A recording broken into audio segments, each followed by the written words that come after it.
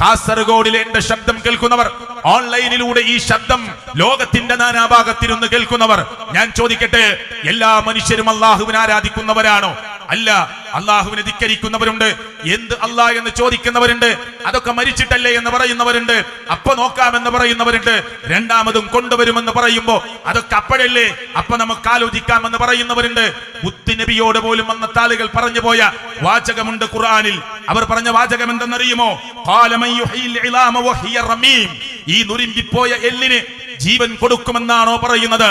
നുരുമ്പിപ്പോയ എല്ലിന് ഇവിടുത്തെ പൊതുശ്മശാനത്തിൽ കൊണ്ടുപോയി വെച്ച്, സെമിത്തേരിയിൽ കൊണ്ടുപോയി വെച്ച്, ഖബർസ്ഥാനിൽ കൊണ്ടുപോയി വെച്ച്, മനുഷ്യ ശരീരം മണ്ണിനോട് ചേർന്ന് ശരീരം അങ്ങ് പൊട്ടിയൊലിച്ച് പുഴുക്കൾ കാർന്നു തിന്ന് എല്ലുകൾ മാത്രം ബാക്കിയായി മണ്ണിലേക്ക് എല്ലുകളും ദ്രവിച്ചു തീരുമ്പോ അറബികളാകുന്ന മനുഷ്യർ ഒട്ടകങ്ങളെ കുഴിച്ചു മൂടിയ സ്ഥലത്ത് മണ്ണ് മന്തിയെടുത്തിട്ട് ദ്രവിച്ചു പോകുന്ന എല്ലുകൾ കയ്യിലെടുത്ത് അതിങ്ങനെ പൊടിച്ചിട്ട് നബി സല്ലല്ലാഹു അലൈഹി വസല്ലമയോട് ചോദിച്ചു, ഈ നുരുമ്പിപ്പോയ എല്ലിന്റെ പൊടികളിൽ നിന്നാണോ രണ്ടാമതും ഞങ്ങളെ കൊണ്ടുവരുമെന്ന് പറയുന്നത് എന്ന് അന്നത്തെ മനുഷ്യർ പ്രവാചകനോട് ചോദിച്ചപ്പോ അല്ലാഹു തആല പറയാൻ പറഞ്ഞു, അതേ, ഖുൽ യുഹിഹല്ലദീ അൻശഅഹാ അവ്വല മർറ, പറഞ്ഞു കൊടുക്കൂ പ്രവാചകരെ, ആദ്യ തവണ ആരാണ് ഇങ്ങനെ ഈ മനുഷ്യനെ സൃഷ്ടിച്ചത്, സംവിധാനിച്ചത്, ഉണ്ടാക്കിയത്?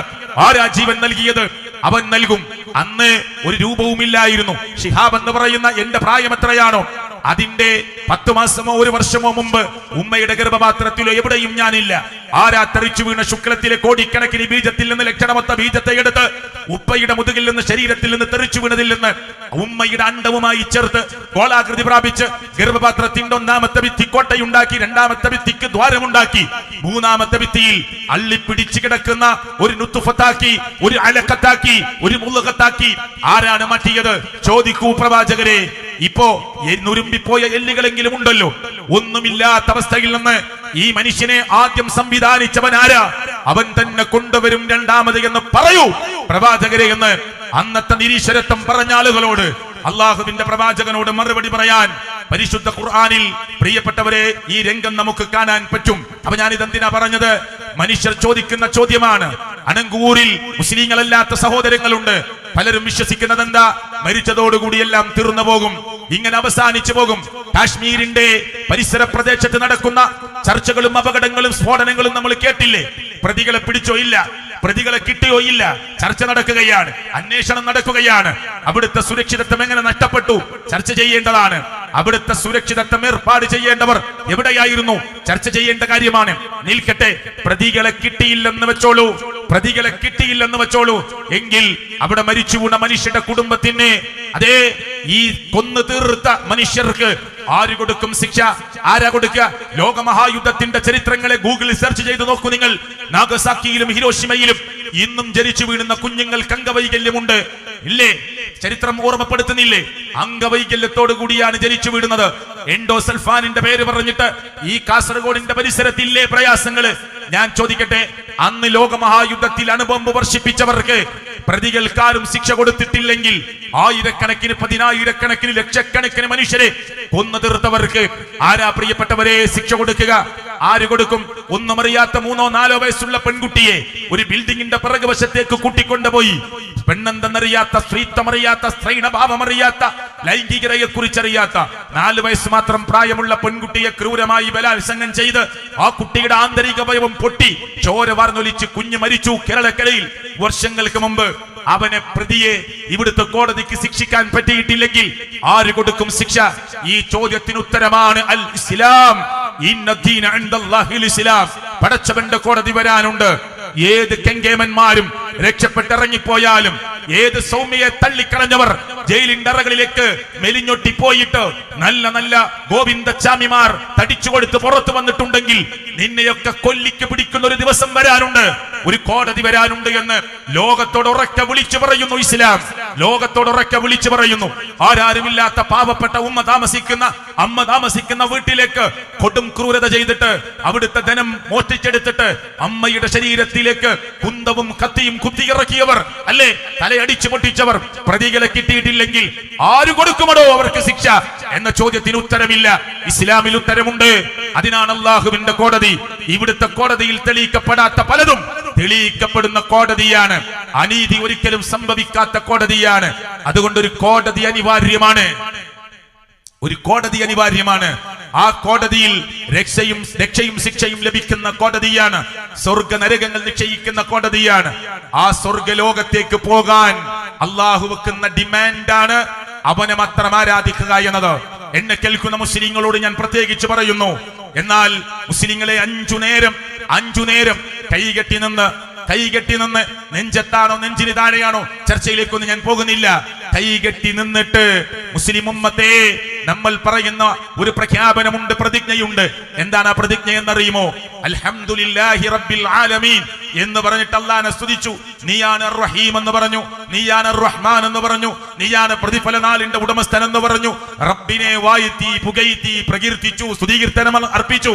എന്നിട്ട് ലോകത്തിന്റെ രക്ഷിതാവ് എല്ലാ മുസ്ലിങ്ങളെ കൊണ്ടും 5 നേരം 17 തവണ എന്നെ കേൾക്കുന്ന സമസ്തയിൽപ്പെട്ടവർ, മുജാഹിദിൽപ്പെട്ടവർ, തബ്ലീഗിൽപ്പെട്ടവർ, ജമാഅത്തിൽപ്പെട്ടവർ, മുസ്ലിങ്ങളെ നമ്മളൊക്കെ മുസ്ലിങ്ങളാണ്. ഈ മുസ്ലിങ്ങളോടാണ് ഞാൻ പറയുന്നത്, 5 നേരം കൈകെട്ടി നിന്നിട്ട് ഒരു പ്രതിജ്ഞ റബ്ബ് ചൊല്ലിപ്പിക്കുകയാണ്. ഇയ്യാക നഅ്ബുദു വ ഇയ്യാക നസ്തഈൻ. നിന്നെ മാത്രമേ ഞങ്ങൾ ആരാധിക്കുകയുള്ളൂ, നിന്നോട് മാത്രമേ ഞങ്ങൾ സഹായതേട്ടം നടത്തുകയുള്ളൂ. ഈ ഇസ്തിആനത്ത് എന്താണ്? ഈ ഇയ്യാക നഅ്ബുദു വ ഇയ്യാക നസ്തഈൻ എന്ന് പറയുന്ന ഇസ്തിആനത്ത് എന്താണ്? ഈ റോഡിൽ കാണുന്ന ഒരു മനുഷ്യനോട് ഒന്ന് നിലത്ത് വീണ് പോയപ്പോ എന്റെ കൈ ഒന്ന് പിടിക്കൂ എന്ന് പറഞ്ഞ ഇസ്തിആനത്താണോ? സഹായതേട്ടമാണോ? അല്ല. ഇവിടുത്തെ ഒരു ഹോസ്പിറ്റലിൽ ചെന്നിട്ട് ഡോക്ടറോട് എന്റെ കുട്ടിയെ ഒന്ന് പെട്ടെന്ന് രക്ഷിക്കൂ എന്ന് പറഞ്ഞത്, പെട്ടെന്ന് ട്രീറ്റ്മെന്റ് കൊടുക്കൂ, സ്കാനിംഗ് വേണമെങ്കിൽ പെട്ടെന്ന് ചെയ്യൂ, അതെ എക്സ്റേ വേണമെങ്കിൽ പെട്ടെന്ന് എടുക്കൂ, രക്തം പരിശോധിക്കണമെങ്കിൽ പെട്ടെന്ന് എടുക്കൂ, എന്റെ കുട്ടിയെ രക്ഷപ്പെടുത്താനുള്ള മാർഗം ചെയ്യൂ എന്ന് പറയുന്ന സഹായമാണോ? അല്ല. ലോകത്തിന്റെ രക്ഷിതാവായ റബ്ബ്, ഉറക്കമില്ലാത്ത, ക്ഷീണമില്ലാത്ത, മയക്കമില്ലാത്ത, തളർച്ചയില്ലാത്ത ഹയ്യുൽ ലാ യമൂത്തായ റബ്ബ്, ആ റബ്ബിനോട് റബ്ബേ കല്യാണം കഴിഞ്ഞിട്ട് 10 കൊല്ലമായി, എനിക്കൊരു കുട്ടിയില്ല, എനിക്ക് നീ ഒരു സന്താനത്തെ തരണമേ. സക്കരിയ നബി അലൈഹിസ്സലാത്തു വസ്സലാം പറഞ്ഞ പോലെ, ഇബ്രാഹിം നബി അലൈഹിസ്സലാത്തു വസ്സലാം പറഞ്ഞ പോലെ ഒരു മനുഷ്യൻ അള്ളാഹിനോട് പറയുന്നു. എന്നാൽ വേറൊരു മനുഷ്യൻ അള്ളാഹുവിനോട് പറയുന്നതിന് പകരം ഇവിടെ പരിസരത്തുള്ള ഒരു കെട്ടിപ്പൊക്കിയ മഖബറക്ക് മുന്നിൽ ചെന്നു നിന്ന് ആ ഖബറിൽ കിടക്കുന്നവൻ നല്ലവനാവാം, നമുക്കറിയില്ല. ചിലപ്പോ സ്വാലിഹീങ്ങളുടെ കൂട്ടത്തിൽപ്പെട്ടവരാകാം. അള്ളാഹു അവർക്ക് അനുഗ്രഹം ചെയ്യുമാറാകട്ടെ. ബദരീങ്ങളോട് തേടുന്നവരില്ലേ, അവർ മോശക്കാരാണോ? അവരാണ് ലോകത്തിലെ ഏറ്റവും ഉന്നതന്മാരായ മനുഷ്യർ. അതിൽ ഏറ്റവും വലിയ നേതാവാര തങ്ങളായ മുഹമ്മദ് മുസ്തഫ സല്ലല്ലാഹു അലൈഹി വസല്ലമ. ബദരീങ്ങളുടെ കൂട്ടത്തിൽ യുദ്ധക്കളത്തിലേക്ക് ഇറങ്ങിയ ആ മഹാവ്യക്തിത്വം നമ്മളെ പോലെ സാധാരണ മനുഷ്യനല്ല, മഹാവ്യക്തിത്വമാണ്. ആ മുത്തുനബിയുടെ കൂടെ നിന്ന മറ്റുള്ള സഹാബികൾ, അവരാണ് ബദരീങ്ങൾ. അവർ വലിയ മഹത്തുക്കളാണ്, തർക്കമേ ഇല്ല. എന്നാൽ ഒരാൾ ബദരീങ്ങളെ കല്യാണം കഴിഞ്ഞിട്ട് 10 കൊല്ലമായി, എനിക്കൊരു സന്താനമില്ല, എനിക്കൊരു കുട്ടിയെ തന്ന് സഹായിക്കണേ എന്ന് പറഞ്ഞാൽ ലോകത്തിന്റെ രക്ഷിതാവായ റബ്ബിനെ സഹിക്കാൻ പറ്റുന്നതിനപ്പുറമാണത്, ഉൾക്കൊള്ളാൻ പറ്റുന്നതിനപ്പുറമാണത്. അള്ളാഹ് ഏറ്റവും വെറുപ്പവരോടാണ്. എന്തേ? ഞാനാണ് ബദരീങ്ങൾക്ക് മക്കളെ കൊടുത്തത്. അള്ളാഹ് അല്ലെ, റബ്ബ് പറയാ, ഞാനാ ബദരീങ്ങൾക്ക് മക്കളെ കൊടുത്തത്, ഞാനാ ഉഹദീങ്ങൾക്ക് മക്കളെ കൊടുത്തത്, ഞാനാ അവരുടെ രോഗം മാറ്റിക്കൊടുത്തത്, ഞാൻ അവർക്ക് രോഗം കൊടുത്തത്, ഞാനാണ് അവർക്ക് വെള്ളമിറക്കി കൊടുത്തത്, ഞാനാണ് അവരെ ദാഹിപ്പിച്ച് പരീക്ഷിച്ചത്, ഞാനാണ് അവരെ പട്ടിണിക്കിട്ട് പരീക്ഷിച്ചത്, ഞാനാണ് അവർക്ക് ഭക്ഷണം കൊടുത്തത്, ഞാനാണ് അവർക്ക് യുദ്ധവിജയം ഉണ്ടാക്കി കൊടുത്തത്. ബദരീങ്ങളെല്ലാം ചോദിച്ചത് റബ്ബിനോടാണ്. ബദറിന്റെ രണാങ്കണത്തിൽ കാൽമുട്ടുകൾ നിലത്ത് കുത്തി തങ്ങളായ മുഹമ്മദ് മുസ്തഫ സല്ലല്ലാഹു അലൈഹി വസല്ലമ ആകാശത്തിന്റെ മേലാപ്പിലേക്ക് കരങ്ങൾ ഇങ്ങനെ ഉയർത്തിപ്പിടിച്ചിട്ട് താടികളിലൂടെ കണ്ണുനീരിങ്ങനെ ഒറ്റി വീണിട്ട് അള്ളാഹുവിന്റെ പ്രവാചകന്റെ ബോഡി മുഴുവനും ഇങ്ങനെ കുലുങ്ങി പൊട്ടിക്കരഞ്ഞുകൊണ്ട് പറഞ്ഞു, അല്ലാഹുമ്മ, അല്ലാഹുവേ, ഇൻ തുഹ്ലിക് ആദിഹിൽ ഇസാബ, ഈ ഒരു കൊച്ചു സംഘത്തെ എങ്ങാനും നീ നശിപ്പിച്ച് കളഞ്ഞാൽ ലൻ തുഅബദ ഫിൽ അർളി അബദാ, നിന്നെ ഒരിക്കലും പടച്ചവനെ ആരാധിക്കുന്ന ഒരു ടീം ഇവിടെ ഉണ്ടാവുകയില്ല, നീ ആരാധിക്കപ്പെടുകയില്ല. അതുകൊണ്ട് റബ്ബേ, ഈ ബദറിന്റെ രണാങ്കണത്തിൽ മുന്നൂറ്റി ചില്ലാൻ ആളുകളായ ഞങ്ങൾ വിശ്വാസികൾ വന്നു നിൽക്കുകയാണ്. പടച്ചോനെ, അപ്പുറത്ത് 1000-ഓളം വരുന്ന ടീമാ, ഒട്ടകക്കൂട്ടങ്ങൾ ഉണ്ടവർക്ക്, കുതിരപ്പടയാളികൾ ഉണ്ടവർക്ക്, നൃത്തം ചെയ്യാൻ നർത്തകിമാരുണ്ടവർക്ക്, വിജയക്കൊടി പ്രാപിച്ച് കള്ളു വിളമ്പാൻ ആളുകളെ കൊണ്ടുവന്നിട്ടുണ്ടവർ. മുത്തുനബിയുടെ തല ഞങ്ങൾ ഈ കുന്തത്തിൽ കോർത്ത് നൃത്തം ചെയ്യുമെന്ന് അബൂജഹൽ പറയുന്നുണ്ട്. പടച്ചോനെ, ഈ സമൂഹത്തെ നശിപ്പിക്കല്ലേ അല്ലാ, ഈ തൗഹീദുള്ള ഈ 300 ചില്ലാൻ ആളുകളെ പടച്ചോനെ അവരുടെ കരങ്ങളെ കൊണ്ട് നശിപ്പിക്കല്ലേ റബ്ബേ എന്ന് പറഞ്ഞ് കരഞ്ഞ് പ്രാർത്ഥിച്ചപ്പോ അബൂബക്കർ സിദ്ദീഖ് റളിയല്ലാഹു അൻഹു മുത്തുനബിയെ വാരി പിടിച്ചിട്ട് എണീപ്പിച്ചിട്ട് പറഞ്ഞു, കരയല്ലേ നബിയേ, കരയല്ലേ നബിയേ എന്ന് പറഞ്ഞ് അബൂബക്കർ സിദ്ദീഖ് റളിയല്ലാഹു ആശ്വസിപ്പിക്കുന്നതുണ്ട്.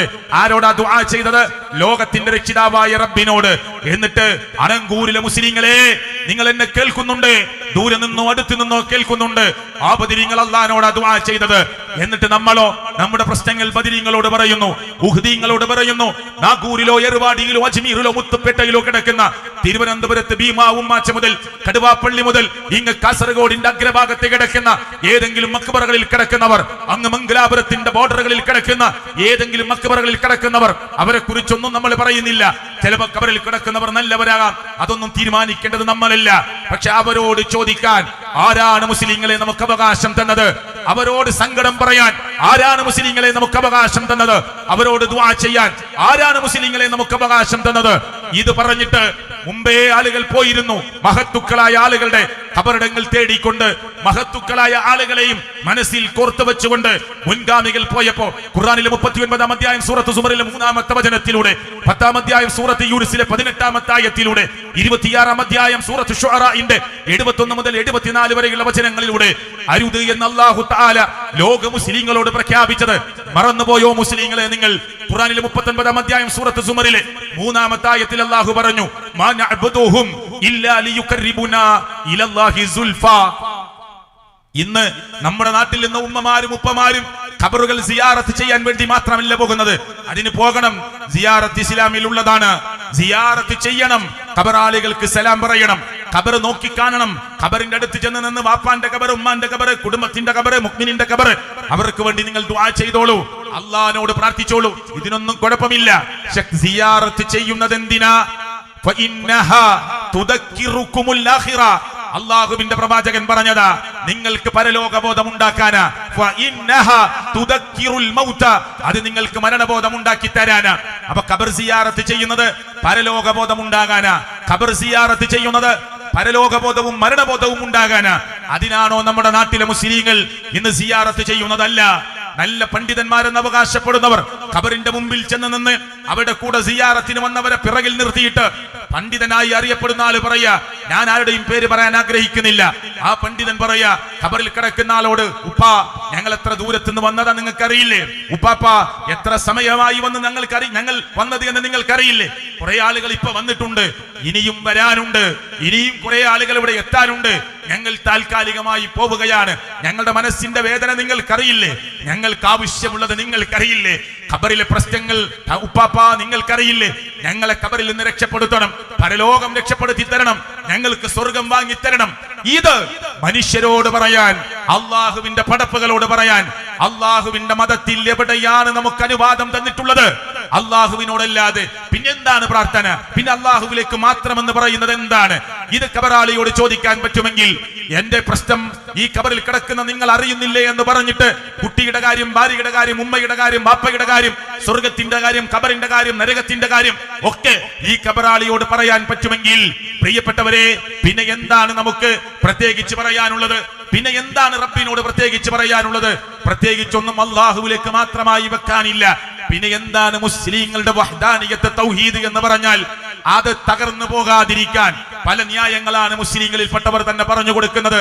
പണ്ഡിതന്മാരെ കിടുകിടാ വിറക്കുന്ന പടച്ചോണ്ട് കോടതിയിൽ ഈ സംസാരിക്കുന്ന ശിഹാബ് എടക്കര, ഇത് കേൾക്കുന്ന അരങ്കൂരിലെ മുസ്ലിങ്ങൾ, ഇത് ലോകത്തിന്റെ നാനാഭാഗത്തു നിന്ന് കേൾക്കുന്ന മനുഷ്യർ, പണ്ഡിതന്മാരായി അറിയപ്പെടുന്നവർ, അവരൊക്കെ പടച്ചോണ്ട് കോടതിയിൽ ഇങ്ങനെ ഒരു ചെരുപ്പ് പോലും കാലിലണിയാതെ, ഒരു നൂല് പോലും ശരീരത്തിൽ അണിയാതെ, ചില ആളുകൾ നെരിയാണി വരെ, ചില ആളുകൾ മുട്ടുവരെ, ചില ആളുകൾ ഊരവരെ, ചില ആളുകൾ നെഞ്ചിടം വരെ, കഴുത്തുവരെ, ഇങ്ങനെ വിയർപ്പിൽ മുങ്ങി കുളിച്ചു നിൽക്കുന്ന ഒരു പരലോകമെന്ന് പറയുന്ന കോടതിയിൽ വന്ന് നിൽക്കാനുണ്ട്.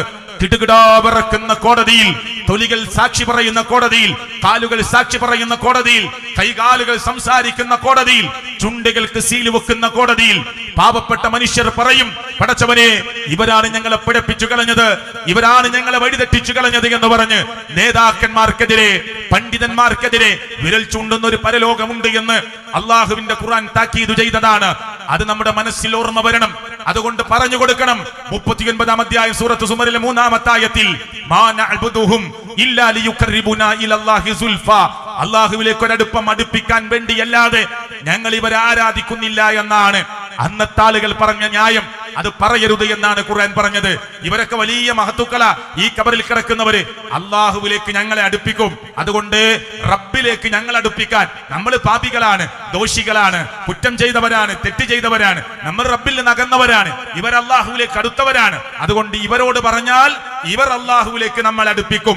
ഇത് പറയരുത് എന്നാണ് അള്ളാഹു തന്റെ ഖുർആനിൽ പറഞ്ഞത്. വഇദാ സഅലക ഇബാദി അന്നി ഫഇന്നി ഖരീബ് ഉജീബു ദഅവത ദാഇ ഇദാ ദഅാനി. പ്രാർത്ഥിക്കുന്നവൻ എന്നോട് പ്രാർത്ഥിക്കട്ടെ. എന്നെ പറ്റി ചോദിച്ചാൽ നബിയെ താങ്കൾ പറഞ്ഞു കൊടുക്കണം, ഞാൻ ഏറ്റവും അടുത്തുണ്ട്. പ്രാർത്ഥിക്കുന്നവന്റെ പ്രാർത്ഥനയ്ക്ക് ഉത്തരം കൊടുക്കാൻ ഇത് പറഞ്ഞു കൊടുക്കൂ നബിയെ എന്നാണ് അല്ലാഹു തആല ഖുർആനിൽ മുഹമ്മദ് നബി സല്ലല്ലാഹു അലൈഹി വസല്ലമയോട് ഓതിക്കൊടുക്കാൻ ജിബ്രീലിനെ വിട്ട് ലോകത്തെ പഠിപ്പിക്കാൻ പറഞ്ഞിട്ടുള്ളത്. രണ്ടാമത്തെ സൂറത്ത് യൂനുസിലേക്ക് എത്തിയാൽ ഹൗലാഇ ശുഫാഉനാ ഇൻദല്ലാഹ്, ഇവർ അല്ലാഹുവിന്റെ അടുക്കൽ ഞങ്ങൾക്ക് വേണ്ടി ശുപാർശ ചെയ്യും എന്ന് പറഞ്ഞിട്ടാണ് മുൻഗാമികൾ അല്ലാഹയല്ലാത്തവരെ തേടിപ്പോയത്. കാസർഗോഡിലെ മുസ്ലിങ്ങളെ, നമ്മുടെ കൂട്ടത്തിൽ പലരും അങ്ങനെയാണ് ഇപ്പോഴും പോകുന്നത്. ഈ ഖബറിൽ കിടക്കുന്നവർ അല്ലെ, മാലിക് ദിനാറിന്റെയോ അങ്ങ് ഉള്ളാലത്തോ അങ്ങ് കണ്ണൂരിൽ അരട്ടക്കപ്പള്ളിയിലോ അങ്ങപ്പുറത്തെ കുഞ്ഞിപ്പള്ളിയിലോ കോഴിക്കോട് പവാടി നേർച്ചയിൽ ആ പള്ളിയുമായി ബന്ധപ്പെട്ട് കിടക്കുന്ന ഷെയ്ഖിന്റെ പള്ളിയിലോ അങ്ങ് ഭീമാ ഉമ്മാച്ചവരെയുള്ള കേരളത്തിന് പുറത്തുള്ള ഏർവാടിയിലെയും നാഗൂരിലെയും ഒക്കെയുള്ള ഈ കിടക്കുന്ന ഖബറിൽ കിടക്കുന്നവരെ തേടിപ്പോകുന്ന പാവപ്പെട്ട മുസ്ലിങ്ങൾ പറയുന്നത് എന്താണെന്നറിയോ? ഇവര് നമുക്ക് വേണ്ടി ശുപാർശ ചെയ്യും. ഇത് പറയരുത് എന്നാണ് അല്ലാഹ് പറഞ്ഞത്. അല്ലാഹ് പറഞ്ഞത് ഈ ന്യായം പറഞ്ഞ് നിങ്ങൾ പോകരുത്. നിങ്ങളുടെ എന്ത് വിഷമവും കേൾക്കാൻ എനിക്ക് ഉറക്കമില്ല, എനിക്ക് ക്ഷീണമില്ല, എനിക്ക് മയക്കമില്ല, എനിക്ക് തളർച്ചയില്ല. ഞാൻ ആദ്യമേ ഉള്ളവനാണ്, എന്നുമുള്ളവനാണ്. എനിക്ക് ഏതെങ്കിലും ഒരു കാലഘട്ടങ്ങളെ നിങ്ങൾ നിർണയിക്കാൻ പാടില്ല. അതുകൊണ്ട് നിങ്ങൾ എന്നോട് പറയൂ. വഖാല റബ്ബുകും ഉദ്ഉനി അസ്തജിബ് ലക്കും. അല്ലാഹ് പറഞ്ഞു, നബിയെ പ്രഖ്യാപിക്കൂ, നബിയെ അവർ പ്രാർത്ഥിക്കുമ്പോൾ എന്നോട് പ്രാർത്ഥിക്കട്ടെ, എന്നോട് ദുആ ചെയ്യട്ടെ. അസ്തജിബ് ലക്കും, ഞാൻ നിങ്ങൾക്ക് ഉത്തരം തരും. നിങ്ങൾ എന്നെ വിളിച്ച് പ്രാർത്ഥിക്കൂ, ഞാൻ നിങ്ങൾക്ക് ഉത്തരം തരും. ഇന്നല്ലദീന യസ്തക്ബിറൂന അൻ ഇബാദതി, എന്നെ ആരാധിക്കുന്നതിൽ ആരെങ്കിലും അഹന്ത കാണിച്ചാൽ സയദ്ഖുലൂന ജഹന്നമ ദാഖിരീൻ, നിന്ദ്യരായി നരകത്തിൽ കിടക്കേണ്ടി വരും. ഇതാണ് അല്ലാഹു ഖുർആനിൽ പറഞ്ഞിട്ടുള്ളത്. ഈ ശിർക്ക് സംഭവിച്ചാൽ അല്ലാഹ് പൊറുക്കൂല.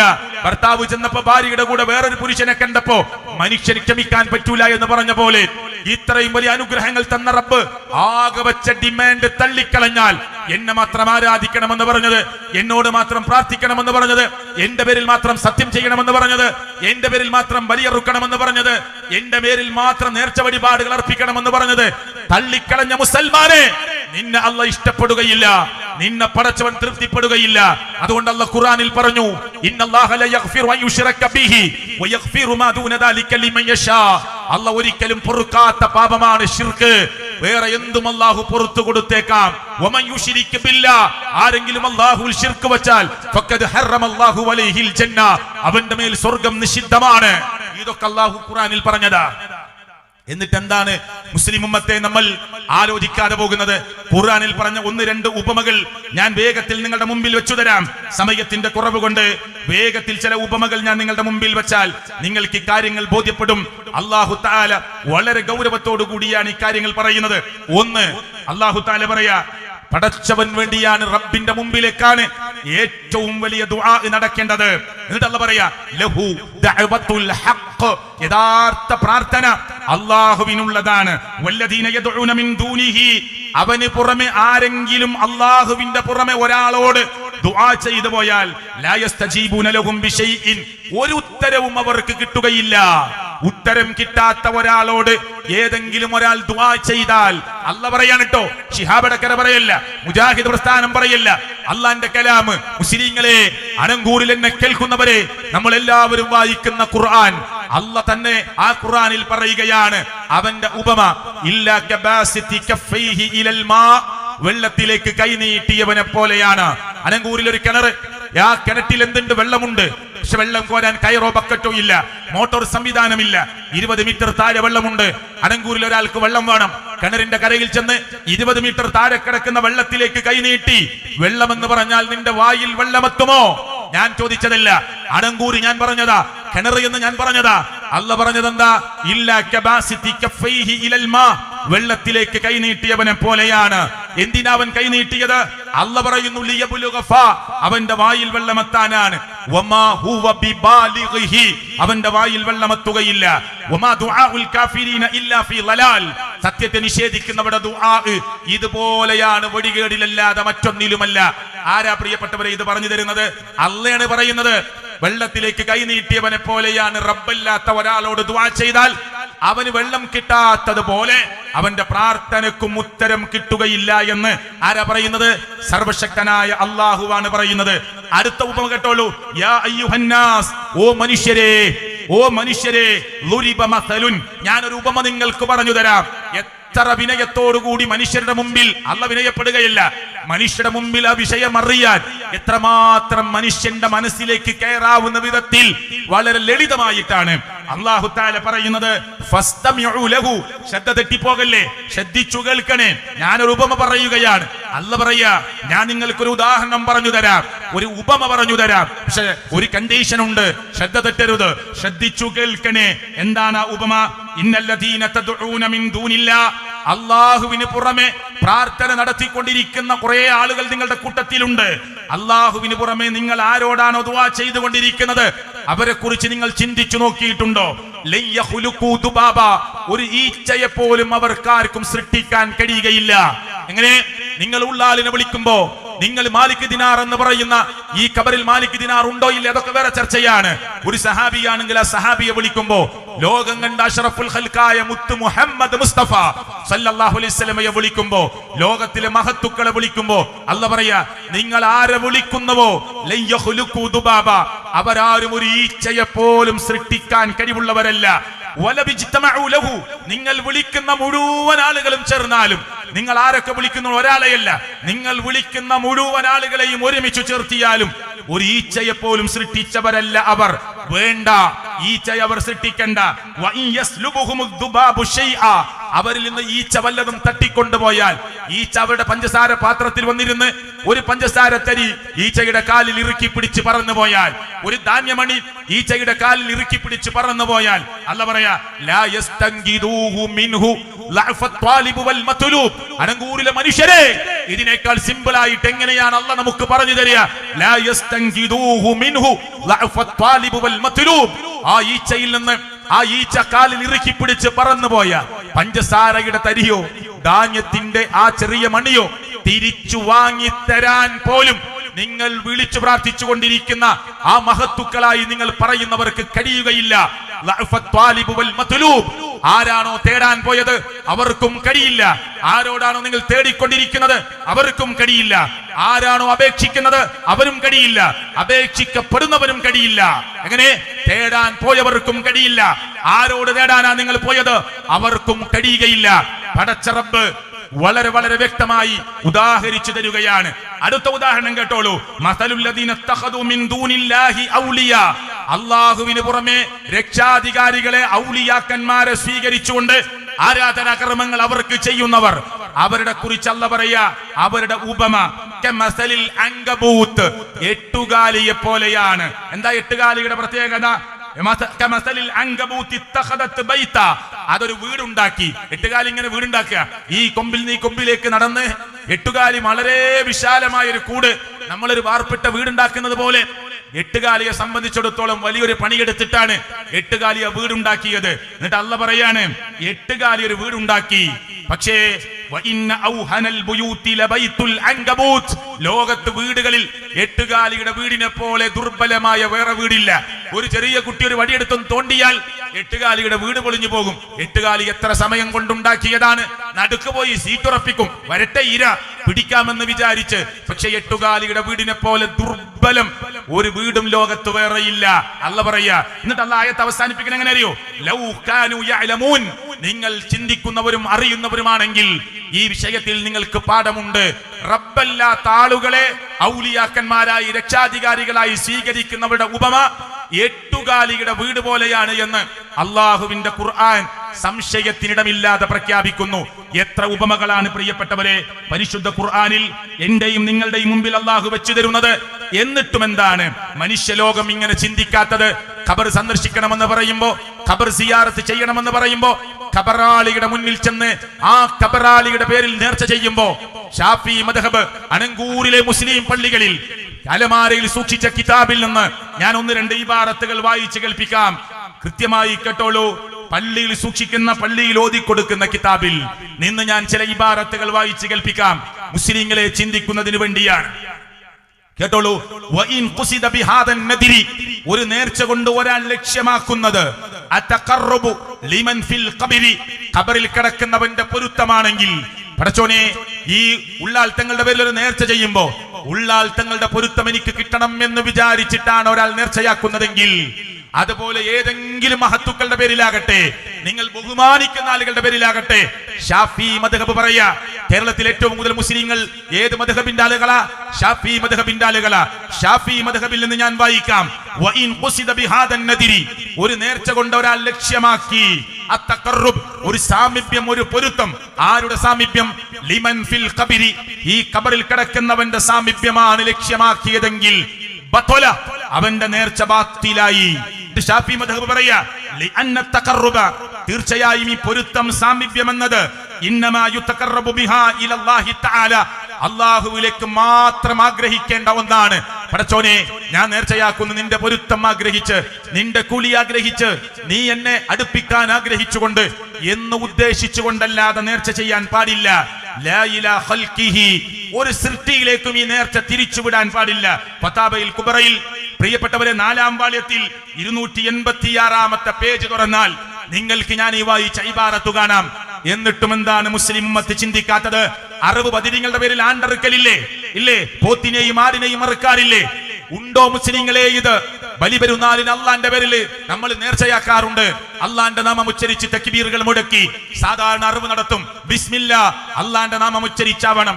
എന്നാൽ ഷാഫി മദ്ഹബ് പറയുന്നത് കേട്ടോളൂ, തീർച്ചയായും ഒരു ബലികർമ്മം, ഒരറിവ് അള്ളാഹുവിന് വേണ്ടിയല്ലാതെ അറുത്താൽ അങ്ങനെ പറഞ്ഞാൽ അതിന്റെ ഉദ്ദേശം എന്താണ്? അള്ളാഹുവിന്റെ പേരിലല്ലാതെ അറുക്കുക എന്നതാണ് ഉദ്ദേശം.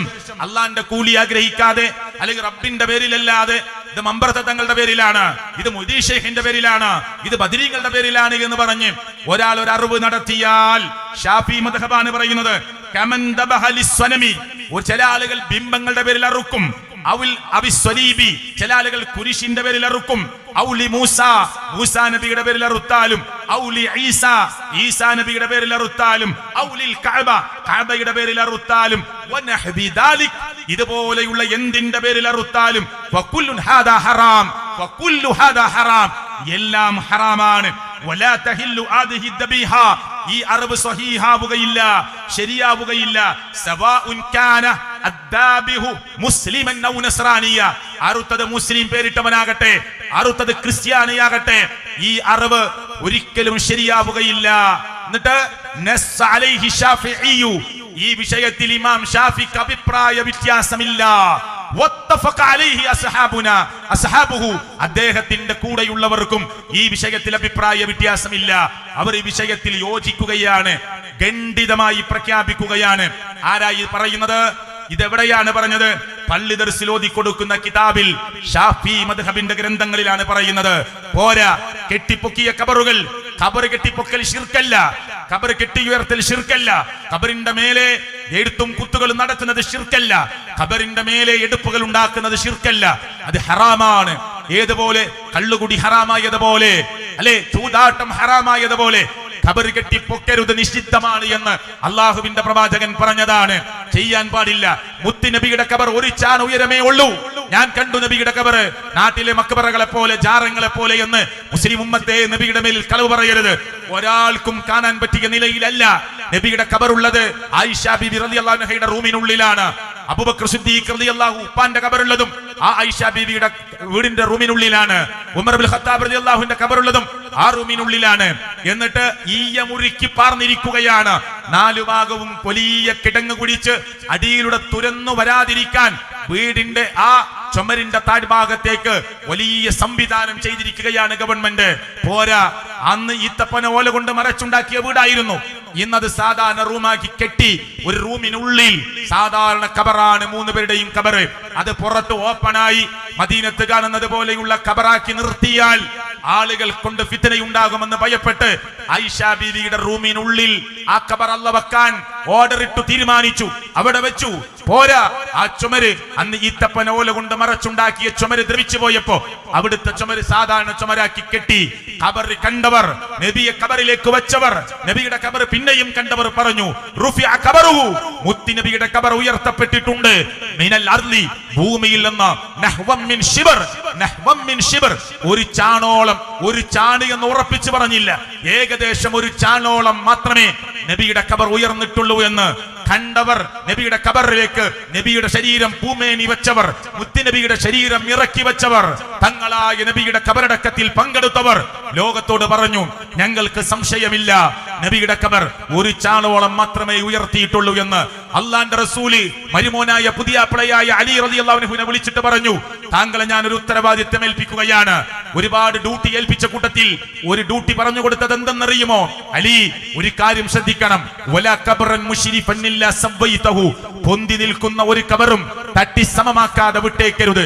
അലി, ഉയർത്തുന്ന ഖബർ കണ്ടാൽ ഉടനെ ഇടപെട്ടുകൊണ്ട് ആ ഖബറിനെ സാധാരണ ഖബറാക്കി മാറ്റണം എന്ന് അള്ളാഹുവിന്റെ പ്രവാചകൻ അലി റളിയല്ലാഹുവിനെ ഏൽപ്പിക്കുകയാണ്. ഇനി പള്ളി ദർസിൽ പഠിപ്പിക്കുന്ന കിതാബാകുന്ന അസ്സവാജിർ എന്ന് പറയുന്ന കിതാബിൽ നിന്ന് കേട്ടോളൂ, ഞാൻ വായിക്കാം. ഖബർ കെട്ടിപ്പൊക്കാൻ പറ്റുമോ എന്ന്, ആണോ അല്ലേ എന്നാണ് പള്ളി ദർസിൽ പഠിപ്പിക്കുന്നത് എന്ന് നിങ്ങൾ കേട്ടോളൂ. അനങ്കൂരിലെ മുസ്ലിങ്ങളെ ചോദിച്ചോളൂ, അന്വേഷിച്ചോളൂ. ഇവിടെ വിസ്ഡം ഇസ്ലാമിക് ഓർഗനൈസേഷൻ എന്ന് പറയുന്ന സംഘടനയുടെ ഒരു ചെറിയ പ്രബോധകനായി, എളിയ പ്രവർത്തകനായി ശിഹാബ് അടക്കല എന്ന് പറയുന്ന ഒരാൾ വന്ന് പ്രസംഗിച്ചു. ശരി, നിങ്ങൾ എല്ലാവരും കേട്ടുവല്ലോ. ഞാൻ പറയുന്നു, അസ്സവാജിർ എന്ന് പറയുന്ന ഗ്രന്ഥത്തിൽ ഖബർ കെട്ടിപ്പൊക്കരുത് എന്നാണ് പറഞ്ഞത്. കേട്ടോളൂ, ഞാൻ വായിച്ചു തരാം. വതജിബുൽ മുബാദറതു ലിഹദ്മിഹാ വഹദ്മിൽ കിബാബില്ലതി അലൽ ഖുബൂർ ഇദ് ഹിയ അലറു മിൻ മസ്ജിദിൽ ദിറാർ. ഖബറിന്റെ മേലെ ഉണ്ടാക്കിയ എടുപ്പുകൾ, ഖബറിന്റെ മീതെ കെട്ടിപ്പടുത്തത്, ഖബറിന്റെ മീതെ ഉണ്ടാക്കിയ കുബ്ബകൾ, ഖബറിന്റെ മീതെ എടുപ്പുണ്ടാക്കിയത് പൊളിച്ചു നീക്കൽ നിർബന്ധമാണ്, പൊളിച്ചു നീക്കൽ നിർബന്ധമാണ്. ഇത് ഹിയ അലറു മിൻ മസ്ജിദിൽ ദിറാർ, കപട വിശ്വാസികൾ ഉണ്ടാക്കിയ പള്ളിയേക്കാൾ അപകടം പിടിച്ചതാണ് ഇത്. നിർത്തിയില്ല. ലി അന്നഹാ, പള്ളി ദർസിലെ കിതാബ് പറയുന്നു, കാരണം കൂടി പറഞ്ഞു തരുന്നു. ലി അന്നഹാ ഉസ്സിസത് അലാ മഅസിയത്തി റസൂലില്ലാഹ് സ്വല്ലല്ലാഹു അലൈഹി വസല്ലം, മുത്തി നബിയുടെ അടിസ്ഥാനപരമായ കൽപ്പനക്കെതിരാണ് ഖബർ കെട്ടിപ്പൊക്കുക എന്നത്. ലി അന്നഹു, ഖബർ കെട്ടിപ്പൊക്കുക എന്ന കാര്യം, നഹാ അൻ ദാലിക്, മുത്തി നബി ചെയ്യരുത് എന്ന് പറഞ്ഞ കാര്യമാണ്. വഅമറ, നബി സല്ലല്ലാഹു അലൈഹി വസല്ലം കൽപ്പിച്ചിട്ടുണ്ട്, ബിഹദ്മി ഖുബ്രിൽ മുശ്രിഫ, പൊന്തി നിൽക്കുന്ന ഖബറുകളെ പൊളിക്കണമെന്നതാണ് നബിയുടെ കൽപ്പന. പള്ളി ദർസിൽ ഓതി കൊടുക്കുന്ന കിതാബാകുന്ന അസ്സവാജിർ എന്ന് പറയുന്ന ഗ്രന്ഥത്തിൽ കൃത്യമായി രേഖപ്പെടുത്തുന്നു. ഒന്നാമത്തെ വാള്യം പരിശോധിച്ചോളൂ. അതിൽ 200ന്റെ താഴെ വരുന്ന പേജുകളിലാണ് ഈ വിഷയം കൃത്യമായി വിവരിക്കുന്നത്. അപ്പൊ പള്ളി ദർസിൽ പഠിപ്പിക്കുന്ന കിതാബിൽ വരെ ഈ കാര്യങ്ങൾ ഖണ്ഡിതമായി പറയുന്നു. എന്നിട്ടും മുസ്ലിം ഉമ്മത്ത് എന്തുകൊണ്ടാണ് ഖബറുകൾ കെട്ടിപ്പൊക്കുന്നത്, ആ ഖബറിന്റെ പേരിൽ നേർച്ചകളും വഴിപാടുകളും നടത്തുന്നത്? ഞാൻ മലപ്പുറം ജില്ലക്കാരനാണ്. നോമ്പിന്റെ മുമ്പ് തിരൂരിൽ യാഹൂത്തങ്ങളുടെ നേർച്ച നടന്നപ്പോ ആനക്ക് മതമിളകി ഒരു മനുഷ്യനെ തുമ്പിക്കൈയിൽ ചുരുട്ടിയെടുത്ത് എറിഞ്ഞു കൊന്നു, അല്ലേ? ആ എറിഞ്ഞു കൊന്ന വീഡിയോ ഒന്ന് സെർച്ച് ചെയ്ത് നോക്കൂ നിങ്ങൾ, ആർക്കും കിട്ടുമല്ലോ. തൃശ്ശൂരിലെ ചേറ്റുവ നേർച്ച മുസ്ലിങ്ങൾ നടത്തുന്ന നേർച്ചയാണ്.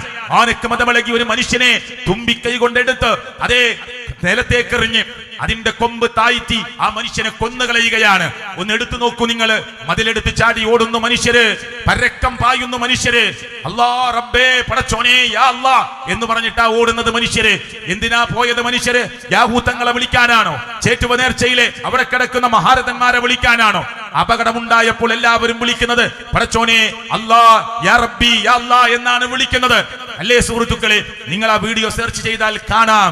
എന്തിന്റെ പേരിലാണ് ഇതൊക്കെ കെട്ടിപ്പൊക്കിയ മക്ബറകളും ഖബറുകളും നിങ്ങളുടെ മുന്നിലേക്ക് എത്തുന്ന ബോക്സിലേക്ക്, ഈ പ്രോഗ്രാമിന്റെ ചെലവിലേക്ക് ഉദാരമായി സംഭാവന ചെയ്യണമെന്നത് ഈ സംസാരത്തിന്റെ ഒഴുക്കിലൂടെ തന്നെ ഞാൻ നിങ്ങളെ ഓർമ്മപ്പെടുത്തുന്നു. തുടർന്ന് എന്റെ വിഷയത്തിലേക്ക് വരുന്നു.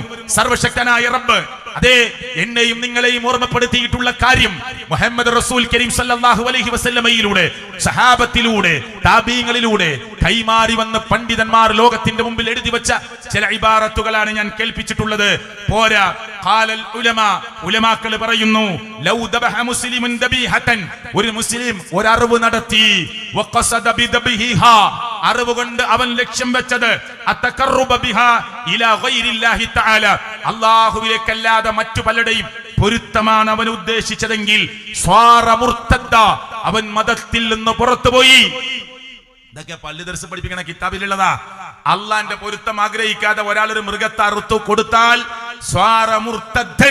അവൻ മതത്തിൽ നിന്ന് പുറത്തുപോയി. അവന്റെ അറിവ് മുർത്തദ്ദായ മനുഷ്യന്റെ മതത്തിൽ നിന്ന് പുറത്തു പോയവന്റെ അറിവ് പോലെയാണ്. അസ്സബാജർ എന്ന് പറയുന്ന ഗ്രന്ഥത്തിൽ 1-ാം വാല്യത്തിൽ 217-ാമത്തെ പേജാണ്. പോയി മറിച്ചു നോക്കൂ പ്രിയപ്പെട്ടവരെ, അന്വേഷിച്ചു നോക്കൂ. അപ്പൊ ഞാൻ ഈ പറഞ്ഞത് എന്തിനാണ്? നമ്മൾ ആരും ശിർക്കിൽ പെടരുത് എന്ന് പറയാനാ. മുത്തുനബി സല്ലല്ലാഹു അലൈഹി വസല്ലമ ഒരു ഏലസ് പോലും തന്റെ കയ്യിൽ കെട്ടാൻ അനുവദിച്ചിട്ടില്ല. ഉണ്ടോ? ഒരു നൂല് മന്ത്രിച്ചുകൊണ്ട് ഒരു രോഗം മാറാൻ കെട്ടാൻ സഹാബത്ത് അനുവദിച്ചിട്ടില്ല. രോഗിയെ കാണാൻ ചെന്നപ്പോ ഇങ്ങനെ തടവിയിട്ട് സഹാബി പറഞ്ഞു, ലാ ബഅസ് തഹൂറുൻ ഇൻഷാ അല്ലാഹ്, സാരമില്ല, അല്ലാഹു സുഖപ്പെടുത്തുമെന്ന് പറഞ്ഞപ്പോ കയ്യിലെന്തോ തടഞ്ഞു. ഇതെന്താന്ന് ചോദിച്ചു സഹാബി. സഹാബി ഒരു രോഗിയെ കാണാൻ പോയതാ. രോഗി സഹാബിയല്ല, സഹാബിയാണ് രോഗിയെ കാണാൻ പോയിട്ടുള്ളത്. സഹാബി ചോദിച്ചു, മഹാദ, ഇതെന്താ? ഇത് രോഗം മാറാൻ വേണ്ടി കെട്ടിയതാ. സഹാബി എന്താ പറഞ്ഞെന്നറിയോ? ഇത് കെട്ടിയവനായി നീ മരിച്ചാൽ നിന്റെ മയ്യത്ത് നിസ്കാരത്തിൽ പോലും ഞാൻ പങ്കെടുക്കുകയില്ല. ഇതാ സഹാബി പറഞ്ഞത്. ഉണ്ടോ ഇല്ലേ? അന്വേഷിച്ചു നോക്കൂ നിങ്ങൾ. പ്രവാചകൻ സല്ലല്ലാഹു അലൈഹി വസല്ലമയുടെ മുമ്പിലേക്ക് 10 ആള് വന്ന് 9 ആളുടെ കൈ പിടിച്ച് അള്ളാഹുവിന്റെ പ്രവാചകൻ ബൈഅത്ത് ചെയ്തപ്പോ ഒരാൾക്ക് കൊടുത്തില്ല ബൈഅത്ത്. അപ്പൊ വന്നവർ ചോദിച്ചു, നബിയേ, ബൈഅത്ത് 9, നിങ്ങൾ 9 ആൾക്ക് ബൈഅത്ത് കൊടുത്തല്ലോ നബിയേ. വതറക്തു ഹാദാ, ഈ കാണുന്ന മനുഷ്യനെ നിങ്ങൾ ഉപേക്ഷിച്ചല്ലോ നബിയേ എന്ന് പറഞ്ഞപ്പോ നബി പറഞ്ഞു സല്ലല്ലാഹു അലൈഹി വസല്ലം, ബൈഅത്തു 9, ഞാൻ 9 ആൾക്ക് ബൈഅത്ത് കൊടുത്തു. വതറക്തു ഹാദാ, ഈ കാണുന്ന മനുഷ്യനെ ഞാൻ മാറ്റി നിർത്തുകയും ചെയ്തു. നിങ്ങൾ പറയുന്നത് ശരിയാണ്. എന്നിട്ട് പ്രവാചകൻ പറഞ്ഞു, കാരണം ഫഇന്ന അലൈഹി തമീമ, അവന്റെ ശരീരത്തിൽ ഏലസുണ്ട്, അവന്റെ ശരീരത്തിൽ ഏലസുണ്ട്. എന്നിട്ട് പ്രവാചകൻ എന്താ ചെയ്തെന്നറിയോ? ഫഅദ്ഖല യദഹു, കയ്യങ്ങു ഏലസിന്റെ ഉള്ളിലേക്ക് നബി അങ്ങ് പ്രവേശിപ്പിച്ചു. ഫഖതഅഹാ, അതങ്ങ് വലിച്ചു പൊട്ടിച്ചു. എന്നിട്ട് നബി പറഞ്ഞു, മൻ അല്ലക തമീമ, ആരെങ്കിലും ഏലസ് കെട്ടിയാൽ ഫഖദ് അശ്റക, അവൻ ശിർക്ക് ചെയ്തവനാണ് എന്ന്. പ്രിയപ്പെട്ട മുസ്ലിങ്ങളെ, അനങ്കൂരിൽ എന്നെ കേട്ടവരെ, ഞങ്ങളുടെ ഈ പ്രഭാഷണത്തിന് നിങ്ങളെ ക്ഷണിച്ചപ്പോ നിങ്ങൾ വന്നു. ഞാനും ഒരുപാട് ദൂരം സഞ്ചരിച്ചു വന്നു. ഈ സംസാരം ഇങ്ങനെ നിർവഹിക്കാൻ ഇന്നലെ തൊണ്ടവേദനയും ശാരീരികമായ പ്രയാസവും ഉള്ളതുകൊണ്ട് നിർവഹിക്കാൻ പറ്റുമെന്ന് ഉറപ്പുണ്ടായിരുന്നില്ല. അള്ളാഹുവിന്റെ തൗഫീഖ്, അള്ളാഹുവിന്റെ തൗഫീഖ് അനങ്കൂരിലെ മുസ്ലിങ്ങളോട്, അനങ്കൂരിലെ മനുഷ്യരോട് അല്ലാഹുമ്മ ഷ്ഹദ്, അല്ലാഹുമ്മ ഷ്ഹദ്, അല്ലാഹുമ്മ ഷ്ഹദ്. റബ്ബേ, നീ സാക്ഷിയാണ്, നീ സാക്ഷിയാണ്, നീ സാക്ഷിയാണ്. ശരീരത്തിന്റെ വേദനകളെ അകറ്റി പടച്ചവനെ നീ സഹായിക്കണേ അല്ലാ. ശാരീരികമായ പ്രയാസങ്ങളെ നീ ദൂരീകരിക്കണേ അല്ലാ. നിന്റെ വഹ്ദാനിയത്ത് ഈ നാടിന്റെ മണ്ണിൽ ഉറക്കെ പറയാൻ ഈ വേദി ഒരുങ്ങി. പടച്ചവനെ ഇവിടെ പറഞ്ഞു, ഇവിടെ പ്രഖ്യാപിച്ചു. നിന്റെ വഹ്ദാനിയത്തിന്റെ ചില വശങ്ങൾ നീ സാക്ഷിയാണ് റബ്ബേ. എത്തിച്ചിട്ടില്ല എന്നതിന്റെ പേരിൽ ഈ നാടിലെ മുജാഹിദ് പ്രസ്ഥാനത്തിന്റെ പ്രവർത്തകന്മാർക്ക് നാളെ പരലോകത്ത് പടച്ചവനെ നീ എവിടെ പേരിൽ കുറ്റം ചാർത്താതിരിക്കാൻ ഞങ്ങളുടെ ഉത്തരവാദിത്വം ഈ അനങ്കൂരിലെ മനുഷ്യരോടുള്ള, ഇവിടുത്തെ സമൂഹത്തോടുള്ള, ഇവിടുത്തെ സൊസൈറ്റിയോടുള്ള റെസ്പോൺസിബിലിറ്റി അത് ഞങ്ങൾ ഇതാ ഇവിടെ നിർവഹിച്ചിരിക്കുന്നു. ഞങ്ങളുടെ ഉത്തരവാദിത്തമാണ്. നിങ്ങൾ ഇഷ്ടമുള്ളവർക്ക് വിശ്വസിക്കാം, ഇതിനെ വിമർശന ബുദ്ധിയോടെ അനാവരണം ചെയ്യാം, നിങ്ങൾക്ക് ഇതിനെ A to Z പരിശോധിച്ച് വിശകലനം ചെയ്യാം. പക്ഷെ ഞങ്ങൾ ഞങ്ങളുടെ ഉത്തരവാദിത്തം നിർവഹിച്ചിരിക്കുന്നു. അള്ളാഹുവിന്റെ പ്രവാചകൻ സല്ലല്ലാഹു അലൈഹി വസല്ലമ അന്ന് പറഞ്ഞതുപോലെ ബല്ലിഗ ഷാഹിദ്, ഇവിടെ സാക്ഷിയായവർ എത്തിക്കൂ, അൽ ഗായിബ്, ഇവിടെ ഇല്ലാത്തവർക്ക് എത്തിക്കൂ. അനങ്കൂരിൽ ഇതാ ഞങ്ങൾ എത്തിച്ചിരിക്കുന്നു തൗഹീദിന്റെ ചെറിയ ശബ്ദങ്ങൾ. തീർന്നിട്ടില്ല, ഇനിയും ഒരുപാട് മണിക്കൂറുകളും ദിവസങ്ങളും പറയേണ്ടതാണ്. ചെറിയ വശങ്ങൾ ഞങ്ങൾ ഇതാ ഇവിടെ എത്തിച്ചിരിക്കുന്നു. റബ്ബ് സ്വീകരിക്കുമാറാകട്ടെ, അള്ളാഹു കബൂൽ ചെയ്യുമാറാകട്ടെ. അതുകൊണ്ട് സഹോദരങ്ങളെ, റബ്ബിന്റെ പേരിൽ മാത്രം സത്യം ചെയ്യുക. റസൂൽ കരീം സല്ലല്ലാഹു അലൈഹി വസല്ലം ഒരിക്കൽ പറഞ്ഞു, മൻ ഹലഫ ബിഗൈരില്ലാ, അള്ളാഹുവിന്റെ പേരിലല്ലാതെ നിങ്ങൾ സത്യം ചെയ്താൽ ഫഖദ് അശ്റക, അവൻ ശിർക്ക് ചെയ്തവനാണ് എന്ന്. എത്ര ക്ലിയർ ആയിട്ടാണ് പറഞ്ഞു തരുന്നത്. അള്ളാന്റെ പേരിൽ സത്യം, ഉമ്മയാണ് സത്യം എന്ന് പോലും പറയാൻ പറ്റില്ല. വാപ്പയാണ് സത്യം, പള്ളിയാണ് സത്യം, ഈ കിടക്കുന്ന മഹാത്മാവാണ് സത്യം, ഈ ഖബറാണ് സത്യമല്ല, വല്ലാഹി അല്ലാഹുവാണ് സത്യം. അല്ലേ? അള്ളാന്റെ തൗഹീദ് പഠിപ്പിക്കാനേ സൂര്യനെ പറയും, ചന്ദ്രനെ പറയും. അങ്ങനെ എത്ര ആയത്തുണ്ട്. ഒരായത്ത് ഞാൻ പറയാം. യൂലിജുൽ ലൈല ഫിന്നഹാരി വയൂലിജുൻ നഹാറ ഫിൽ ലൈലി, രാത്രി പകലിലേക്ക് പ്രവേശിപ്പിക്കുന്നു അല്ലാഹ്, പകൽ രാത്രിയിലേക്ക് പ്രവേശിപ്പിക്കുന്നു അല്ലാഹ്. വശഖറ ശംസ വൽ ഖമറ, സൂര്യനെയും ചന്ദ്രനെയും കീഴ്പ്പെടുത്തിത്തുന്നു അല്ലാഹ്. കുല്ലും യജ്രി ലി അജലിൻ മുസമ്മ, എല്ലാം കൃത്യമായ സമയം വരെ അല്ലാഹു നിശ്ചയിച്ചത് വരെ സഞ്ചരിച്ചുകൊണ്ടിരിക്കുന്നു എന്ന് പറഞ്ഞു. എന്നിട്ട് അല്ലാഹു പറയാ ദാലികുമുല്ലാഹു റബ്ബുക്കും, അവനാണ് നിങ്ങളുടെ റബ്ബ്. ഏത്? സൂര്യനെ കീഴ്പ്പെടുത്തി തന്ന, ചന്ദ്രനെ കീഴ്പ്പെടുത്തി തന്ന, പിന്നെ രാത്രിയെ പകലിലേക്ക് പ്രവേശിപ്പിക്കുന്ന, പകൽ രാത്രിയിലേക്ക് പ്രവേശിപ്പിക്കുന്ന ആ റബ്ബ്, അവനാണ് നിങ്ങളുടെ റബ്ബ്. ലഹുൽ മുൽക്ക്, അവനാണ് സർവ്വ അധികാരവും ആധിപത്യവും. എന്നിട്ട് അല്ലാഹ് ആയത്ത് അവസാനിപ്പിക്കുന്നത് എങ്ങനെ അറിയോ? വല്ലദീന തദ്ഊന മിൻ ദൂനിഹി, അല്ലാഹുവിന് പുറമെ ആരോട് നിങ്ങൾ ദുആ ചെയ്യുന്നുവോ അവരാരും മയംലികൂന മിൻ ഖിത്മീർ, ഒരു കാരക്കക്കുരുവിന്റെ മുകളിൽ കാണുന്ന പാട പോലും ഇല്ല, ഉടമപ്പെടുത്തിയിട്ടില്ല. നിങ്ങൾ ആരെ വിളിക്കുന്നുണ്ടോ? കാരക്കക്കുരുവിന്റെ മുകളിൽ കാണുന്ന പാട. അറബികൾക്ക് വേഗം മനസ്സിലാവും.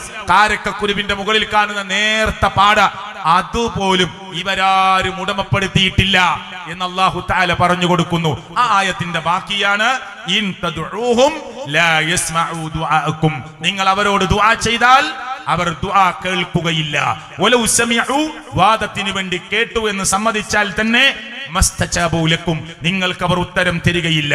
വയൗമൽ ഖിയാമത്തി, ഖിയാമത്ത് നാളിൽ യക്ഫുറൂന ബിശിർക്കിക്കും, നിങ്ങൾ ഈ ചെയ്തത് ശിർക്കാണ്, അതിനെ അവർ നിഷേധിക്കും.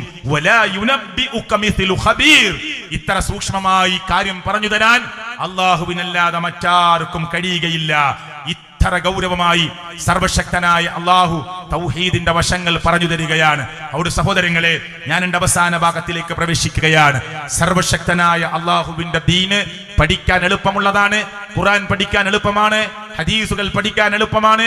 ഇന്നാ നഹ്നു നസ്സൽനാ ദിക്റ വ ഇന്നാ ലഹു ലഹാഫിളൂൻ, അല്ലാഹുവാണ് ഇതിനെ ഇറക്കിയത്, റബ്ബ് ഇതിനെ സംരക്ഷിക്കും. നമ്മൾ ആരും സ്വീകരിച്ചിട്ടില്ലെങ്കിലും അല്ലാഹ് ഇതിനെ സംരക്ഷിക്കുമെന്ന് നമ്മൾ ഓർക്കുക. അതുകൊണ്ട് അണങ്കൂറിലെ മുസ്ലിങ്ങളോട് ഞാൻ പറയുന്നു, വെള്ളിയാഴ്ച ദിവസം കാസർഗോഡ് പള്ളിയിൽ അല്ല പരിസരത്തുള്ള സലഫി പള്ളികളിൽ നിങ്ങൾക്ക് കയറി നോക്കാം. അവിടെ 20 മിനിറ്റ് 30 മിനിറ്റ് അല്ലാഹുവിന്റെ ഖുർആൻ ഓതിക്കൊണ്ട് ഖുത്ബ നിർവഹിക്കും. നമുക്കൊക്കെ മനസ്സിലാകുന്ന ഭാഷയിൽ മുത്തുനബിയുടെ ഖുത്ബ ആ സഹാബികൾക്ക് എല്ലാവർക്കും മനസ്സിലായി. അല്ലാഹുവിന്റെ റസൂല് അറബിയിലല്ലാതെ ഖുത്ബ പറഞ്ഞിട്ടില്ല. ഒരു തർക്കമില്ല. മലയാളത്തിലോ തമിഴിലും കന്നഡയിലോ ഇംഗ്ലീഷിലോ ഒന്നും അല്ലാഹുവിന്റെ റസൂല് ഖുത്ബ പറഞ്ഞിട്ടില്ല. റസൂലുള്ളാഹിന്റെ ഖുത്ബ അറബിയിൽ മാത്രമായിരുന്നു. ഭാര്യയോട് സംസാരിച്ചതും അറബിയിലാണ്, നാട്ടുകാരോട് സംസാരിച്ചതും അറബിയിലാണ്, മെമ്പറിൽ കയറി സംസാരിച്ചതും അറബിയിലാണ്, താഴെ ഇരുന്ന് സംസാരിച്ചതും അറബിയിലാണ്. അല്ലേ? ആർക്കെങ്കിലും തർക്കമുണ്ടോ? അല്ലാഹുവിന്റെ റസൂൽ സല്ലല്ലാഹു അലൈഹി വസല്ലമ കച്ചവടം നടത്തിയതും അറബിയിലാണ്. പിന്നെന്തിനാ നമ്മൾ അറബിയല്ലാത്ത ഭാഷയിൽ പറയുന്നത്? മുഹമ്മദ് മുസ്തഫ സല്ലല്ലാഹു അലൈഹി വസല്ലമയുടെ ഖുത്ബ എന്തായിരുന്നു എന്ന് ഹദീസിലുണ്ട്. റസൂലുള്ള 2 ഖുത്ബകളാണ് നടത്തുക. യജ്ലിസു ബൈനഹുമാ, 2 ഖുത്ബകൾക്കിടയിൽ ഇരിക്കും. 2 ഖുത്ബകൾക്കിടയിൽ ഒന്ന് ഇരിക്കും. അങ്ങനെ 2 ഖുത്ബ നടത്തും. യഖറഉൽ ഖുർആൻ, ഖുത്ബയിൽ ഖുർആൻ ഓതും. വയുദക്കിറുൻ നാസ്, ജനങ്ങളെ ഉത്ബോധിപ്പിക്കും. ഈ അണങ്കൂരിലെ സാധാരണക്കാർക്ക് മനസ്സിലാകാൻ വേണ്ടി ഞാൻ പറഞ്ഞുതരാം. അല്ലാഹുവിന്റെ റസൂൽ സല്ലല്ലാഹു അലൈഹി വസല്ലം ഖുത്ബ പറഞ്ഞുകൊണ്ടിരിക്കുമ്പോ ഒരാൾ ഇങ്ങനെ കയറി വന്നിട്ട് സുന്നത്ത് നിസ്കരിക്കാതെ അവിടെ ഇരുന്നു. അല്ലാഹുവിന്റെ റസൂൽ ഖുത്ബയിൽ തന്നെ അത് കണ്ടല്ലോ. ഉടനെ പറഞ്ഞു, നബി യാ അഖി, സുഹൃത്തേ, യാ അഖി, സുഹൃത്തേ, സഹോദര, ഖും, എഴുന്നേൽക്ക്, വസ്വല്ലി റക്അതൈനി, 2 റക്അത്ത് നമസ്കരിക്ക്. അറബിയിൽ മാത്രം പറഞ്ഞ്, ഞാൻ എന്റെ മലയാളം കൂടി കൂട്ടി പറഞ്ഞു എന്ന് മാത്രം. സുഹൃത്തേ, ഇപ്പൊ വന്ന സഹോദര, എഴുന്നേൽക്ക്, 2 റക്അത്ത് നമസ്കരിക്ക്. അണങ്കൂറിലെ മുസ്ലിങ്ങളോട് ഞാൻ ചോദിക്കുക, നിങ്ങൾ പള്ളി ചെല്ലുമ്പോ ഉസ്താദ് ഖുത്ബ ഓതുകയാണ്, നിങ്ങൾ സുന്നത്ത് നിസ്കരിക്കാതെ അവിടെ ഇരുന്നു. ഇനി ഖുത്ബ പറയുന്ന ഉസ്താദ് കണ്ടു, ഉസ്താദ് അറബിയിൽ ഇങ്ങനെ പറഞ്ഞു, യാ അഖി ഖും വസ്വല്ലി റക്അതൈനി. നിങ്ങൾക്ക് മനസ്സിലാവുമോ? നിങ്ങൾ നിസ്കരിക്കോ? നിങ്ങൾക്ക് മനസ്സിലാവുമോ? നിങ്ങൾ നിസ്കരിക്കോ? ഇത് സാധാരണക്കാരോട് ചോദിക്കുക. ഖുത്ബന്റെ ഇടയിലാണ് നബി സംസാരിച്ചത്. അത് സഹാബിക്ക് മനസ്സിലാവും, അവിടെ വന്ന ആൾക്ക് മനസ്സിലാകും. ഒരു തർക്കമില്ല, അവരുടെ ഭാഷയാണ്. അപ്പൊ സലഫി പള്ളിയിൽ ഒരാൾ ഇങ്ങനെ നിസ്കരിക്കാതിരുന്നാൽ ഖത്തീബിന് പറയാം, ഇപ്പൊ വന്ന ആൾ സുന്നത്ത് നിസ്കരിക്കാതെയാണ് ഇരുന്നത്, ആരും അങ്ങോട്ട് നോക്കണ്ട, അയാൾ എണീറ്റ് നിസ്കരിക്ക്, അങ്ങനെയാണ് വേണ്ടത്, നിങ്ങൾക്ക് അറിയാത്തത് കൊണ്ടാവാം എന്ന് ഖത്തീബിന് പറയാം. ഇങ്ങനെ പല വിഷയവും റസൂലുള്ളാഹിന്റെ ഖുത്ബ എന്നാണ് ഞങ്ങൾ പഠിച്ചത് എന്ന് സഹാബികൾ പറഞ്ഞിട്ടില്ലേ? ഇനി വേണ്ട, റസൂലുള്ളാഹ് ളുഹർ നിസ്കാരം 4 റക്അത്തുള്ളത് 2 റക്അത്ത് ജുമഅക്ക് നിസ്കരിക്കുക, 2 ഖുത്ബ പറയുക 2 റക്അത്തിന് പകരം. അങ്ങനെ പണ്ഡിതന്മാർ പറഞ്ഞു കൊടുക്കുന്നത്. അങ്ങനെയാണെങ്കിൽ നിസ്കാരം കിബിലയിലേക്ക് തിരിഞ്ഞിട്ടല്ലേ? അല്ലേ? ളുഹറും അസ്റും മഗ്രിബും ഒക്കെ കിബിലയിലേക്ക് തിരിഞ്ഞിട്ടാ. എന്നാൽ ജുമയുടെ 2 റക്അത്ത് കിബിലയിലേക്ക് തിരിഞ്ഞ് നിസ്കരിച്ചു. ഖുത്ബ കിബിലക്ക് നേരെ ഓപ്പോസിറ്റ് സൈഡിലേക്ക് തിരിഞ്ഞിട്ടാണ്. അപ്പൊ എങ്ങനെ നിസ്കാരം പോലെ ആവുക? നിസ്കാരത്തിൽ നമുക്ക് അതിൽ പറഞ്ഞതല്ലാതെ വേറെ ഒന്നും ഒന്നും പറയാൻ പാടില്ല. റസൂലുള്ളാഹി ഖുത്ബയിൽ നിസ്കരിക്കാത്ത ആളോട് നിസ്കരിക്കാൻ പറയുന്നു, ഇടക്ക് കണ്ണു ചുമക്കുന്നു, സൈനിക നേതാവിനെ പോലെ ദേഷ്യപ്പെടുന്നു, അല്ലേ? നാട്ടിലെ പല വിഷയങ്ങളും നബി ഖുത്ബയിൽ കൊണ്ടുവരുന്നു. ഇതൊക്കെ ഇസ്ലാമിന്റെ പ്രമാണത്തിൽ ഉള്ളതല്ലേ? അല്ലേ? ഇമാം നബവി, രണ്ടാം ഷാഫി എന്നറിയപ്പെടുന്ന ഇമാം നബവി പറയാണ്, ഖുതുബയുടെ ലക്ഷ്യം, മഖ്സൂദുൽ ഖുതുബ, ഖുതുബയുടെ ലക്ഷ്യം തന്നെ അൽ വഅദു, ഉപദേശമാണ്. ആ ഉപദേശം നമ്മുടെ പള്ളിയിൽ നിന്ന് കിട്ടുന്നുണ്ടോ?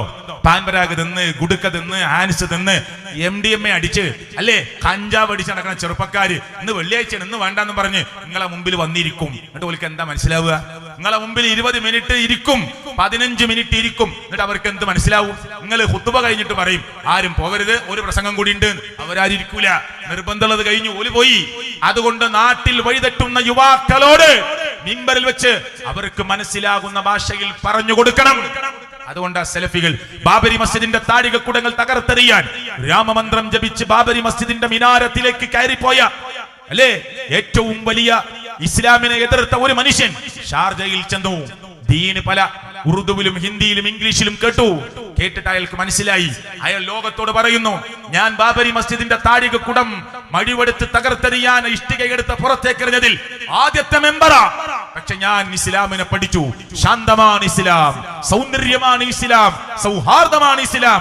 ഒരുപാട് പള്ളി ഉണ്ടാക്കാൻ ഞാൻ പണിയെടുക്കുമെന്ന് ഷാർജയിൽ വെച്ച് അയാൾ പ്രഖ്യാപിച്ചു. നിങ്ങൾ കേട്ടിട്ടില്ലേ? അയാൾക്ക് മനസ്സിലായി ദീന്. അതുകൊണ്ട് സഹോദരങ്ങളെ, ദീന് മനസ്സിലാവണം. അതിന് എല്ലാ ചെറുപ്പക്കാരും, ളുഹറിന് വരാത്ത ചെറുപ്പക്കാരൻ, മഗ്രിബിന് വരാത്ത ചെറുപ്പക്കാരൻ, സുബൈക്ക് വരാത്ത ചെറുപ്പക്കാരൻ നിങ്ങളെ പള്ളിയിൽ വന്നിരിക്കും 20 മിനിറ്റ് 30 മിനിറ്റ്. അപ്പൊ അവർക്ക് മനസ്സിലാകുന്ന ഭാഷയിൽ പറഞ്ഞു കൊടുക്കണം. ഖുർആനിന്റെ ആയത്തോത്, സഹാബിയുടെ ചരിത്രം പറയാ, ഹദീസ് പറയാ, അതൊക്കെയാണ് ഖുത്ബയിൽ നിർവഹിക്കുന്നത്. ഇനി ഒരു ചോദ്യം കൂടി സാധാരണക്കാരോട് ഞാൻ ചോദിക്കുക, റസൂലുള്ളാഹി എത്ര ഖുത്ബ പറഞ്ഞിട്ടുണ്ടാവും? റസൂലുള്ളാഹി എങ്ങനെ തുപ്പി? ഹദീസിലില്ലേ? ഉണ്ട്. ഏത് ചെരുപ്പ് ആദ്യട്ടത്? ഹദീസിലില്ലേ? ഉണ്ട്. ഏത് ചെരുപ്പ് ആദ്യം അഴിച്ചത്? ഹദീസിലില്ലേ? ടോയ്ലറ്റ് കിടക്കുമ്പോ ഏത് കാലം ആദ്യം വെച്ചത്? ഹദീസിലില്ലേ? പ്രാർത്ഥിച്ചിട്ടില്ലേ ടോയ്ലറ്റ് കിടക്കുമ്പോ? അല്ലാഹുമ്മ ഇന്നി അഊദു ബിക മിനൽ ഖുബുസി വൽ ഖബായിസ്. തിരിച്ചു വരുമ്പോ വലത്തെ കാല് മുന്തിച്ചില്ലേ? എന്നിട്ട് ഗുഫ്റാനക എന്ന് ചുരുക്കി പറഞ്ഞില്ലേ? പള്ളി കയറുമ്പോ നബിയുടെ മേൽ സ്വലാത്ത് ചൊല്ലിയില്ലേ? അല്ലാഹുമ്മ ഇഫ്തഹ് ലി അബ്വാബ റഹ്മതിക എന്ന് പറഞ്ഞില്ലേ? പള്ളിയിൽ നിന്ന് ഇറങ്ങുമ്പോ നബിയുടെ മേൽ സ്വലാത്ത് ചൊല്ലിയില്ലേ? അല്ലേ? അല്ലാഹുമ്മ ഇന്നി അസ്അലുക മിൻ ഫളിക എന്ന് പറഞ്ഞില്ലേ? എന്നാൽ നബിയുടെ ഒരു ഖുത്ബ ഹദീസിലുണ്ടോ? നിങ്ങൾ പറയ്, ചോദിച്ചു നോക്കി നിങ്ങൾ പണ്ഡിതന്മാരോട്. റസൂലുള്ളാഹിന്റെ ഒരു ഖുത്ബ, ഹംദ് മുതൽ ആ ഖുത്ബ തീർന്നത് വരെയുള്ള ഒരൊറ്റ ഖുത്ബ പൂർണ്ണ രൂപത്തിൽ ഹദീസിൽ, ബുഖാരിയിൽ, മുസ്ലിമില്, തുർമുദിയില്, നസായില്, ഇബ്നു മാജയില്, ഇമാം നസായിയുടെ അല്ല വേറെ ഏതെങ്കിലും മുസ്നദുകളിൽ എവിടെയെങ്കിലും ഇസ്ലാമിന്റെ പ്രമാണത്തിൽ റസൂലുള്ളാഹിന്റെ ഒരു ഖുത്ബ പൂർണ്ണമായിട്ട് ഇസ്ലാമിക ഗ്രന്ഥങ്ങളിൽ ഇല്ലാതെ പോയത് എന്തുണ്ടാ? എന്തേ സ്വഹാബത്തിന്റെ എഴുതിച്ചുണ്ടായിരുന്നു? നിസ്കാരം പോലെയാണ് ഖുത്ബയെങ്കിൽ സല്ലു കമാ റഅയ്തുമുനി ഉസല്ലി, ഞാൻ നമസ്കരിക്കുന്നത് നിങ്ങൾ എങ്ങനെയാണോ കണ്ടത് അങ്ങനെ നമസ്കരിക്കണം. ഞാൻ ഖുത്ബ പറയുന്നത് നിങ്ങൾ എങ്ങനെയാണോ കേട്ടത് അങ്ങനെ തന്നെ ഖുത്ബ പറയണം. ഒരു ഹദീസ് ഉണ്ടോ? ഇല്ല. അത് സന്ദർഭത്തിനനുസരിച്ച. നാട്ടിൽ കൊലപാതകം വർദ്ധിക്കുക, കൊലപാതകത്തെ കുറിച്ച് പറയണം. നാട്ടിൽ വ്യഭിചാരം വർദ്ധിക്കുക, വ്യഭിചാരത്തെ എതിർത്ത് സംസാരിക്കണം. നാട്ടിൽ ശിർക്ക് വ്യാപിക്കുക, ശിർക്കിനെതിരെ പറയണം മിമ്പറില്. അല്ലാതെ ഒരു റെഡിമെയ്ഡ് ഖുത്ബ ലോകം അവസാനിക്കുന്നവരെ പറയല്ല വേണ്ടത്. ഖുത്ബ ഉപദേശമാണ്, ഖുത്ബ ഉപദേശമാണ്. അതുകൊണ്ട് മുഅ്മിനീങ്ങളെ, ഖുത്ബ എന്ത് എന്ന് നിങ്ങൾ മനസ്സിലാക്കണം. നിങ്ങൾ വരണം, കേൾക്കണം. നമ്മുടെ ബുദ്ധിയും നമ്മുടെ യുക്തിയും ഒന്നും ഒരാളുടെ മുമ്പിലും നമ്മൾ പണയം വെക്കരുത്. സ്ത്രീകൾക്ക് പള്ളിയിലേക്ക് വരാം. 5 ഹദീസല്ല, 10 അല്ല, 20 അല്ല, 30 അല്ല, 50 അല്ല, 100 അല്ല, 150-ലധികം ഹദീസുകൾ സ്വഹീഹായി മാത്രമുണ്ട്. സ്ത്രീകൾക്ക് പള്ളിയിൽ ഒരൊറ്റ ഹദീസ് മതി. പക്ഷെ 150-ലധികം ഹദീസ് സ്ത്രീകൾക്ക് പള്ളിയിലേക്ക് വരാമെന്നതിന് തെളിവുണ്ട്. ജമാഅത്തിൽ പങ്കെടുക്കാമെന്നതിന് ഇഷ്ടം പോലെ ഹദീസുകൾ തെളിവുണ്ട്. സുബൈക്ക് വരെ അവർ പള്ളിയിൽ വന്നു. മൂടി പുതച്ചിട്ടാണ് നബിയുടെ കൂടെ സുബഹിസ്കരിക്കാൻ അവിടുത്തെ മുഅ്മിനാത്തുകൾ വന്നത്. നിസ്കാരം കഴിഞ്ഞാൽ അവർ അവിടെ വീടുകളിലേക്ക് മടങ്ങിപ്പോകും. ഇരുട്ടുകൊണ്ട് ആരെയും മനസ്സിലാകുമായിരുന്നില്ല. അത്ര വേഗത്തിൽ അവർ വീട്ടിലേക്ക് തിരിച്ചു പോകും. ഇതൊക്കെ ഹദീസിലില്ലേ? ആയിഷ ബീബി റളിയല്ലാഹു അൻഹ ഉദ്ധരിച്ചതല്ലേ? ഇമാം ബുഖാരി ഉദ്ധരിച്ച ഹദീസല്ലേ? അല്ലേ? ثم ينقلبن الى بيوتهن. നിസ്കാരം കഴിഞ്ഞാൽ അവർ അവരുടെ വീടുകളിലേക്ക് മടങ്ങിപ്പോകും. ഇത് പണ്ഡിതന്മാര് പറഞ്ഞു കൊടുക്കുകയാണ്, അത് വീടിന്റെ ഉള്ളിലത്തെ പള്ളിയാണ്. പിന്നെ നിസ്കാരം കഴിഞ്ഞ് വീട്ടിലേക്ക് മടങ്ങിപ്പോയാണ് എന്തിനാ? വീട്ടിന്റെ ഉള്ളിലെ റൂമാണെങ്കിൽ നബിയുടെ കൂടെ നിസ്കരിച്ചവർ നിസ്കാരം കഴിഞ്ഞപ്പോൾ അവർ അവരുടെ വീടുകളിലേക്ക് മടങ്ങിപ്പോയി. വീട്ടിന്റെ ഉള്ളിൽ അതേ ഈത്തപ്പന ഓല കൊണ്ട് മറിച്ചുണ്ടാക്കിയ വീടാ. ഇനി ബെഡ്റൂം ഈത്തപ്പന ഓല കൊണ്ട് മറിച്ചുണ്ടാക്കിയ റൂമാ. നിസ്കരിക്കാൻ അവിടെ റൂം ഉണ്ട് തന്നെ വിചാരിച്ചോളി. അവിടുന്ന് ഉമ്മ നിസ്കരിച്ചിട്ട് കിച്ചണിലേക്ക് പോയി. അപ്പൊ വാപ്പ കുട്ടിയോട് ചുമ്മാ ഇവിടെ ഉമ്മ നിസ്കാരം കഴിഞ്ഞ് വീട്ടിൽ പോയി പറയോ? ചിന്തിക്കാനാണ് ചോദിക്കുന്നത്, ആലോചിക്കാനാണ് ചോദിക്കുന്നത്. ഹദീസിൽ വരെയാണ് സുബൈക്ക് വന്ന സ്ത്രീകൾ നിസ്കാരം കഴിഞ്ഞ ഉടനെ അവർ അവരുടെ വീടുകളിലേക്ക് മടങ്ങിപ്പോകും. ഇരുട്ടുകൊണ്ട് അവരെ തിരിച്ചറിയുമായിരുന്നില്ല. വീട്ടിന്റെ ഉള്ളിൽ നിന്ന് ബെഡ്റൂമുക്ക് പോയതാണെങ്കിൽ, വീട്ടിന്റെ ഉള്ളിൽ നിന്ന് കിച്ചണിലേക്ക് പോയതാണെങ്കിൽ ഇരുട്ടുകൊണ്ട് ആർക്കാ തിരിച്ചറിയാത്തത്? ഭർത്താവിനോ? ആർക്കാണ് ഇരുട്ടുകൊണ്ട് തിരിച്ചറിയാത്തത്? ഇത് ബുഖാരി ഉദ്ധരിച്ച ഹദീസാണ്. സുബൈക്ക് വരെ അവർ പള്ളിയിൽ വരും. എന്നാൽ സലഫി പ്രസ്ഥാനം പറയുന്നുണ്ടോ നിങ്ങൾ പിടിച്ചു വലിച്ച് സ്ത്രീകളെ പള്ളിയിൽ കൊണ്ടുവരണമെന്നില്ല. അവർക്ക് സ്വാതന്ത്ര്യമുണ്ട്. ഒരു ഭർത്താവിനോട് ഭാര്യ ചോദിക്കുകയാണ്, എനിക്കും പള്ളിയിൽ പോയി നമസ്കരിക്കണം. ലാ തംനഉ ഇമാ അല്ലാഹി മസാജിദല്ലാഹ്. അല്ലാഹുവിന്റെ പള്ളിയെ തൊട്ട് സ്ത്രീകളെ നിങ്ങൾക്ക് തടയാൻ പാടില്ല. എന്നാ തടയപ്പോ പുറത്തേക്ക് ഇറങ്ങിയാൽ ഫിത്തനയാണ്. അവർക്ക് അണങ്കൂറിലേക്ക് വരാൻ പാടില്ല. ചെർക്കളത്തേക്ക് ഇറങ്ങിയ പ്രശ്നമാണ്, ടൗണിലേക്ക് ഇറങ്ങിയ പ്രശ്നമാണ്, ആകെ കലാപാണ്. സ്ത്രീകളെ ഉപദ്രവിക്കാൻ കുറെ ആളുകൾ കാത്തിരിക്കുന്നുണ്ട്. അവർ എവിടേക്ക് പോകാൻ പാടില്ല. അപ്പോൾ അവരുടെ വീടിന്റെ റൂമിന്റെ ഉള്ളിന്റെ ഉള്ളാണ് അവർക്ക് ഉത്തമം. മനസ്സിലായില്ലേ? ഒരു സ്ഥലത്തും പോകാൻ പാടില്ല. ഇപ്പൊ റിക്ഷയിൽ പോണില്ലേ, കാറിലില്ലേ, ബസ്സിലില്ലേ, ട്രെയിനിലില്ലേ, റെയിൽവേ സ്റ്റേഷനിലില്ലേ, മാർക്കറ്റിലില്ലേ, ഫിഷ് മാർക്കറ്റിലില്ലേ, ടെക്സ്റ്റൈൽസിലില്ലേ, റമദാന്റെ 10 ഷട്ടർ താഴ്ത്തില്ലേ സ്ത്രീകളെ പേടിച്ചിട്ട്. ഭർത്താവിന്റെ കൂടെ ഉപ്പാന്റെ കൂടെ പള്ളിക്ക് മാത്രം വരാൻ പാടില്ല. അവിടെ എന്താ ഇവിടെ ഒന്നും ഇല്ലാത്തൊരു കൊത്താമ്പി അവിടെ മാത്രം? അങ്ങനെ ഒന്നും ഇല്ല ഇസ്ലാമിൽ. അങ്ങനെ ഒന്നും ഇസ്ലാമിൽ ഇല്ല. അതാ നിങ്ങൾ മനസ്സിലാക്കേണ്ടത്. ആരെ കൂടെ? എന്റെ ഭാര്യ എന്റെ കൂടെ പോവാ. എന്നിട്ട് അവൾക്ക് നിസ്കരിക്കാനുള്ള സെപ്പറേറ്റ് റൂം, അവർക്ക് ഒതുകൊടുക്കാനുള്ള വേറെ സ്ഥലം. എല്ലാ പള്ളിയിലും ഇല്ലേ യാത്രക്കാരികളായ സ്ത്രീകൾക്ക് നിസ്കരിക്കാനുള്ള നിസ്കാര സ്ഥലം. സെലഫി പള്ളിയിൽ അങ്ങനെ ബോർഡ് ഉണ്ടാവില്ല. സെലഫി മസ്ജിദിന് ഏരിയ തന്നെ അവിടെ സ്ത്രീകൾക്ക് സൗകര്യം ഉണ്ടാവും മനസ്സിലാവും. അത്രേ വ്യത്യാസമുള്ളൂ. അതിന് വാശി പിടിക്കരുത്. സുഹൃത്തുക്കളെ, മക്കത്തെ സ്ത്രീകളില്ലേ, മദീനത്തെ സ്ത്രീകളില്ലേ, ഇല്ലേ? പേരോട് ഉസ്താദ്, ബഹുമാന്യനായ പേരോട് ഉസ്താദ് വരെ പറഞ്ഞ എന്താണ്, മക്കത്ത് സ്ത്രീകൾ നിസ്കരിക്കണില്ലേ എന്ന് കുറെ ആളുകൾ ചോദിക്കും. ഞാൻ അവരോട് പറയാണ്, മക്കത്ത് ഒരു സ്ത്രീയും നിസ്കരിക്കാൻ വന്നിട്ടില്ല. തവാഫിന് വേണ്ടി വന്നവരാണ്. തവാഫ് നടക്കുന്നിടയിൽ ബാങ്ക് കൊടുത്തു. പേരോട് ഉസ്താദ് പറയാ, തവാഫ് നടക്കുന്നിടയിൽ ബാങ്ക് കൊടുത്തു, അപ്പോൾ തവാഫ് നിർത്താറില്ല. എന്നാൽ ഇഖാമത്ത് കൊടുത്തു, അപ്പോൾ എല്ലാവരും തവാഫ് നിർത്തി നിസ്കരിക്കാൻ വേണ്ടി സൊഫ് കെട്ടി. സ്ത്രീകളോട് പറഞ്ഞു, ബാക്കിലേക്ക് മാറൂ. തവാഫിന് വേണ്ടി വന്ന സ്ത്രീകൾ പിറകിലേക്ക് മാറി. അവരോട് പുറത്തേക്ക് പോയിക്കോളൂ എന്ന് പറഞ്ഞാൽ നിസ്കരിക്കാൻ ഇങ്ങോട്ട് വരുന്ന പുരുഷന്മാരും തവാഫ് കഴിഞ്ഞ് അങ്ങോട്ട് പോകുന്ന സ്ത്രീകളും തമ്മിൽ കൂട്ടിമുട്ടും. അതുകൊണ്ട് അവരോട് പിറകിലേക്ക് മാറി നിന്നോളൂ എന്ന് പറഞ്ഞു. അവർ പിറകിൽ മാറി നിന്നു. നിസ്കാരം തുടങ്ങി. അപ്പോൾ ഒരു നിസ്കാരത്തിൽ പങ്കെടുത്തു. അവരാരും നിസ്കരിക്കാൻ വന്നതല്ല, നടക്കുന്ന നിസ്കാരത്തിൽ പങ്കെടുത്തതാണ്. അപ്പോ എന്താ ഉത്തരത്തിൽ നിന്ന് കിട്ടിയത്? സ്ത്രീകൾ നിസ്കരിക്കുന്നുണ്ടോ എന്നാണ്, ഇല്ല എന്നാണ്. അപ്പൊ എന്തിനാ സഹോദരങ്ങളെ ഇങ്ങനെ വളച്ചൊടിച്ച് പറയേണ്ട ആവശ്യമില്ല. സ്ത്രീകൾക്ക് പള്ളിയിൽ വരാം, ഒരു വരൽ നിർബന്ധമല്ല. അവർക്ക് പറ്റുമെങ്കിൽ വരാം, അല്ലെ? വന്നാൽ അവർക്കും കൂലി കിട്ടും. അത്രേ ഉള്ളൂ ഇസ്ലാമിന്റെ നിയമം. അത് മനസ്സിലാക്കി ക്ലാസ്സിന് അവരെ കൊണ്ടോ. വായലിന് വരുന്നില്ലേ? ഇപ്പൊ ഇവിടെ സ്ത്രീകൾ കേൾക്കുന്നുണ്ട്. എല്ലാ മുസ്ലിം സംഘടനകളും പ്രസംഗിക്കുന്ന സ്ഥലത്ത് സ്ത്രീകൾ വരുന്നില്ലേ? എന്തിനാ അവരെ കൊണ്ടുവരുന്നത്? അവരും കേൾക്കണം. ജുമാ ഖുത്ബ അവരും കേൾക്കണം. പള്ളിയിൽ നടക്കുന്ന ക്ലാസ്സുകൾ അവർ കേൾക്കണം. നമ്മുടെ ജീവിതത്തിൽ നമ്മൾ ക്രയവിക്രയത്തിന് ഓടുകയാണ്, കച്ചവടത്തിന് പോവാണ്, അധ്വാനിക്കാൻ പോവാണ്, ജോലിക്ക് പോവാണ്. വീട്ടിൽ അധിക സമയം മക്കളുടെ കൂടെ ഉള്ളത് നമ്മുടെ ഭാര്യമാരാണ്. അവർക്കാണ് വലിയ മാറ്റം ഉണ്ടാവേണ്ടത്. അത് മക്കളിൽ പ്രതിഫലിക്കും. അതുകൊണ്ട് ആ മാറ്റം അവർക്കും കിട്ടണം. അപ്പൊ ഇവിടെ ഒന്നും സലഫി പ്രസ്ഥാനം വാശി പിടിക്കുന്നില്ല. മറിച്ച് ഉള്ളതെന്താണോ അതുപോലെ പറഞ്ഞു കൊടുക്കുന്നു. എന്റെ സമയം അവസാനിക്കുന്നു. റബ്ബ് സ്വീകരിക്കുമാറാകട്ടെ. സഹോദരങ്ങളെ, ഇവിടെ പറഞ്ഞതൊന്നും ഏതെങ്കിലും വ്യക്തികളെയോ സംഘടനകളെയോ വേദനിപ്പിക്കാനല്ല. അനങ്കൂറിലെ മുസ്ലിങ്ങളെ, നമ്മളൊക്കെ ബുദ്ധിയുള്ളവരാണ്, ചിന്താശക്തിയുള്ളവരാണ്, ആലോചന നിമഗ്നരായി മാറാൻ പറ്റുന്നവരാണ്. സോഷ്യൽ മീഡിയയുടെ തരംഗം സൃഷ്ടിക്കുന്ന ലോകമാണെന്ന് അല്ലെ? നിങ്ങൾ കേൾക്കുക, അന്വേഷിക്കുക, അറിയുക, പഠിക്കുക. തൊട്ടടുത്ത സലഫി പള്ളികളെ നിങ്ങൾക്ക് സന്ദർശിക്കാം. അവിടെ ഖുർആൻ ഹദീസ് ലേണിംഗ് സ്കൂളുകളുണ്ട്. നിങ്ങൾക്ക് പോയി നോക്കാം. അവിടെ അള്ളാഹുവിന്റെ ഖുർആൻ പഠിപ്പിക്കുന്ന ക്ലാസ്സുകളുണ്ട്, ഹദീസ് പഠിപ്പിക്കുന്ന ക്ലാസ്സുകളുണ്ട്. നിങ്ങൾക്ക് കേൾക്കാം. കുട്ടികൾക്ക് CRE ഞായറാഴ്ച ദിവസങ്ങൾ നടക്കുന്നുണ്ട്. നിങ്ങളെ മക്കളെ കൊണ്ടുപോയി ചേർത്താം. പെരിന്തൽമണ്ണയിൽ 11-ാം തീയതി 6-ാം തീയതി മുതൽ സമ്മേളനം ആരംഭിക്കുകയാണ്. പെരിന്തൽമണ്ണയിൽ എല്ലാ മഗ്‌രിബിന് ശേഷവും 6-ാം തീയതി മുതൽ വലിയ സമ്മേളനം നടക്കുകയാണ്. ഓരോ രാത്രിയും ഗംഭീരമായ സമ്മേളനങ്ങളാണ്. 11-ാം തീയതി 10,000-കണക്കിന് കുട്ടികളെ പങ്കെടുപ്പിച്ചുകൊണ്ട് കുട്ടികളുടെ വഴിതെറ്റുന്ന അബദ്ധ സഞ്ചാരത്തെ ഓർമ്മപ്പെടുത്തി യഥാർത്ഥ റൂട്ടിലേക്ക് വരാൻ പ്രേരിപ്പിക്കുന്ന ഏറ്റവും മനോഹരമായ ഒരു സമ്മേളനം പെരിന്തൽമണ്ണയിൽ നടക്കുകയാണ്. നമ്മുടെ കുട്ടികൾ ആരും പങ്കെടുത്തിട്ടില്ലെങ്കിലും 10,000-കണക്കിന് കുട്ടികൾ പങ്കെടുത്തുകൊണ്ട് സമ്മേളനം വിജയിക്കും. പക്ഷെ നമ്മുടെ മക്കൾക്ക് അതിൽ നിന്ന് ചിലത് കിട്ടാനുണ്ട്, കേൾക്കാനുണ്ട്. അതുകൊണ്ട് ഇവിടെ വന്നവരോട് ഞാൻ പറയുന്നു, അവിടെ രജിസ്ട്രേഷനിൽ ഇപ്പോഴും നമ്മൾ പിറകിലാണെങ്കിൽ ജാഗ്രത പാലിച്ചുകൊണ്ട് നേരത്തെ കുട്ടികൾക്ക് ക്ഷീണം പറ്റാത്ത വിധത്തിൽ അവിടെ എത്താനുള്ള മാർഗങ്ങൾ അന്വേഷിച്ച് കുട്ടികൾ അവിടെ എത്തിക്കുവാനുള്ള ശ്രമം നമ്മൾ നടത്തണമെന്ന് ഒരിക്കൽ കൂടി ഓർമ്മപ്പെടുത്തുകയാണ്. മരണം ഇന്നല്ലെങ്കിൽ നാളെ നമ്മെ തേടിയെത്തുമ്പോ ലാ ഇലാഹ ഇല്ലല്ലാഹ് എന്ന കലിമത്തു തൗഹീദ് ഉച്ചരിച്ച് മരിക്കാനുള്ള സൗഭാഗ്യം അള്ളാഹു നമുക്ക് പ്രദാനം ചെയ്യുമാറാകട്ടെ.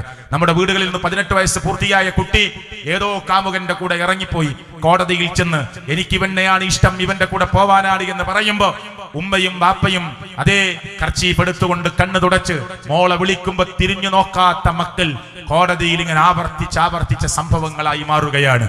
അതുകൊണ്ട് നമ്മുടെ മക്കൾക്ക് കൃത്യമായ അറിവ് നൽകണം.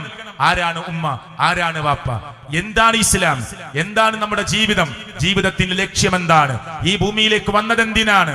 ആർമാദിച്ച് ജീവിക്കാനാണോ, ആഹ്ലാദിച്ച് തീർക്കാനാണോ, അടിച്ചു പൊളിച്ച് തകർക്കാനാണോ, ആണോ കല്യാണത്തിന്റെ ദൂർത്തുകളിൽ ഏർപ്പെടാനാണോ? ഞാൻ കണ്ടു കഴിഞ്ഞ ആഴ്ച ഒരു കല്യാണം ക്രെയിൻ ഉപയോഗിച്ചിട്ടാണ് ബുർജ് ഖലീഫയുടെ ആകൃതിയിൽ മിഠായി കൊടുക്കുന്നത്. നഊദു ബില്ലാഹ്, അല്ലാഹു നമ്മെ കാത്തുരക്ഷിക്കുമാറാകട്ടെ. എങ്ങനെ വലിയ ക്രെയിൻ ഉപയോഗിച്ച് വലിയ ഹൈറ്റിൽ കിറ്റ്കാറ്റ് പോലെയുള്ള മിഠായികൾ ബുർജ് ഖലീഫയുടെ ആകൃതിയിൽ ഉണ്ടാക്കി ക്രെയിനിങ്ങനെ താഴ്ത്തി കൊടുക്കുക.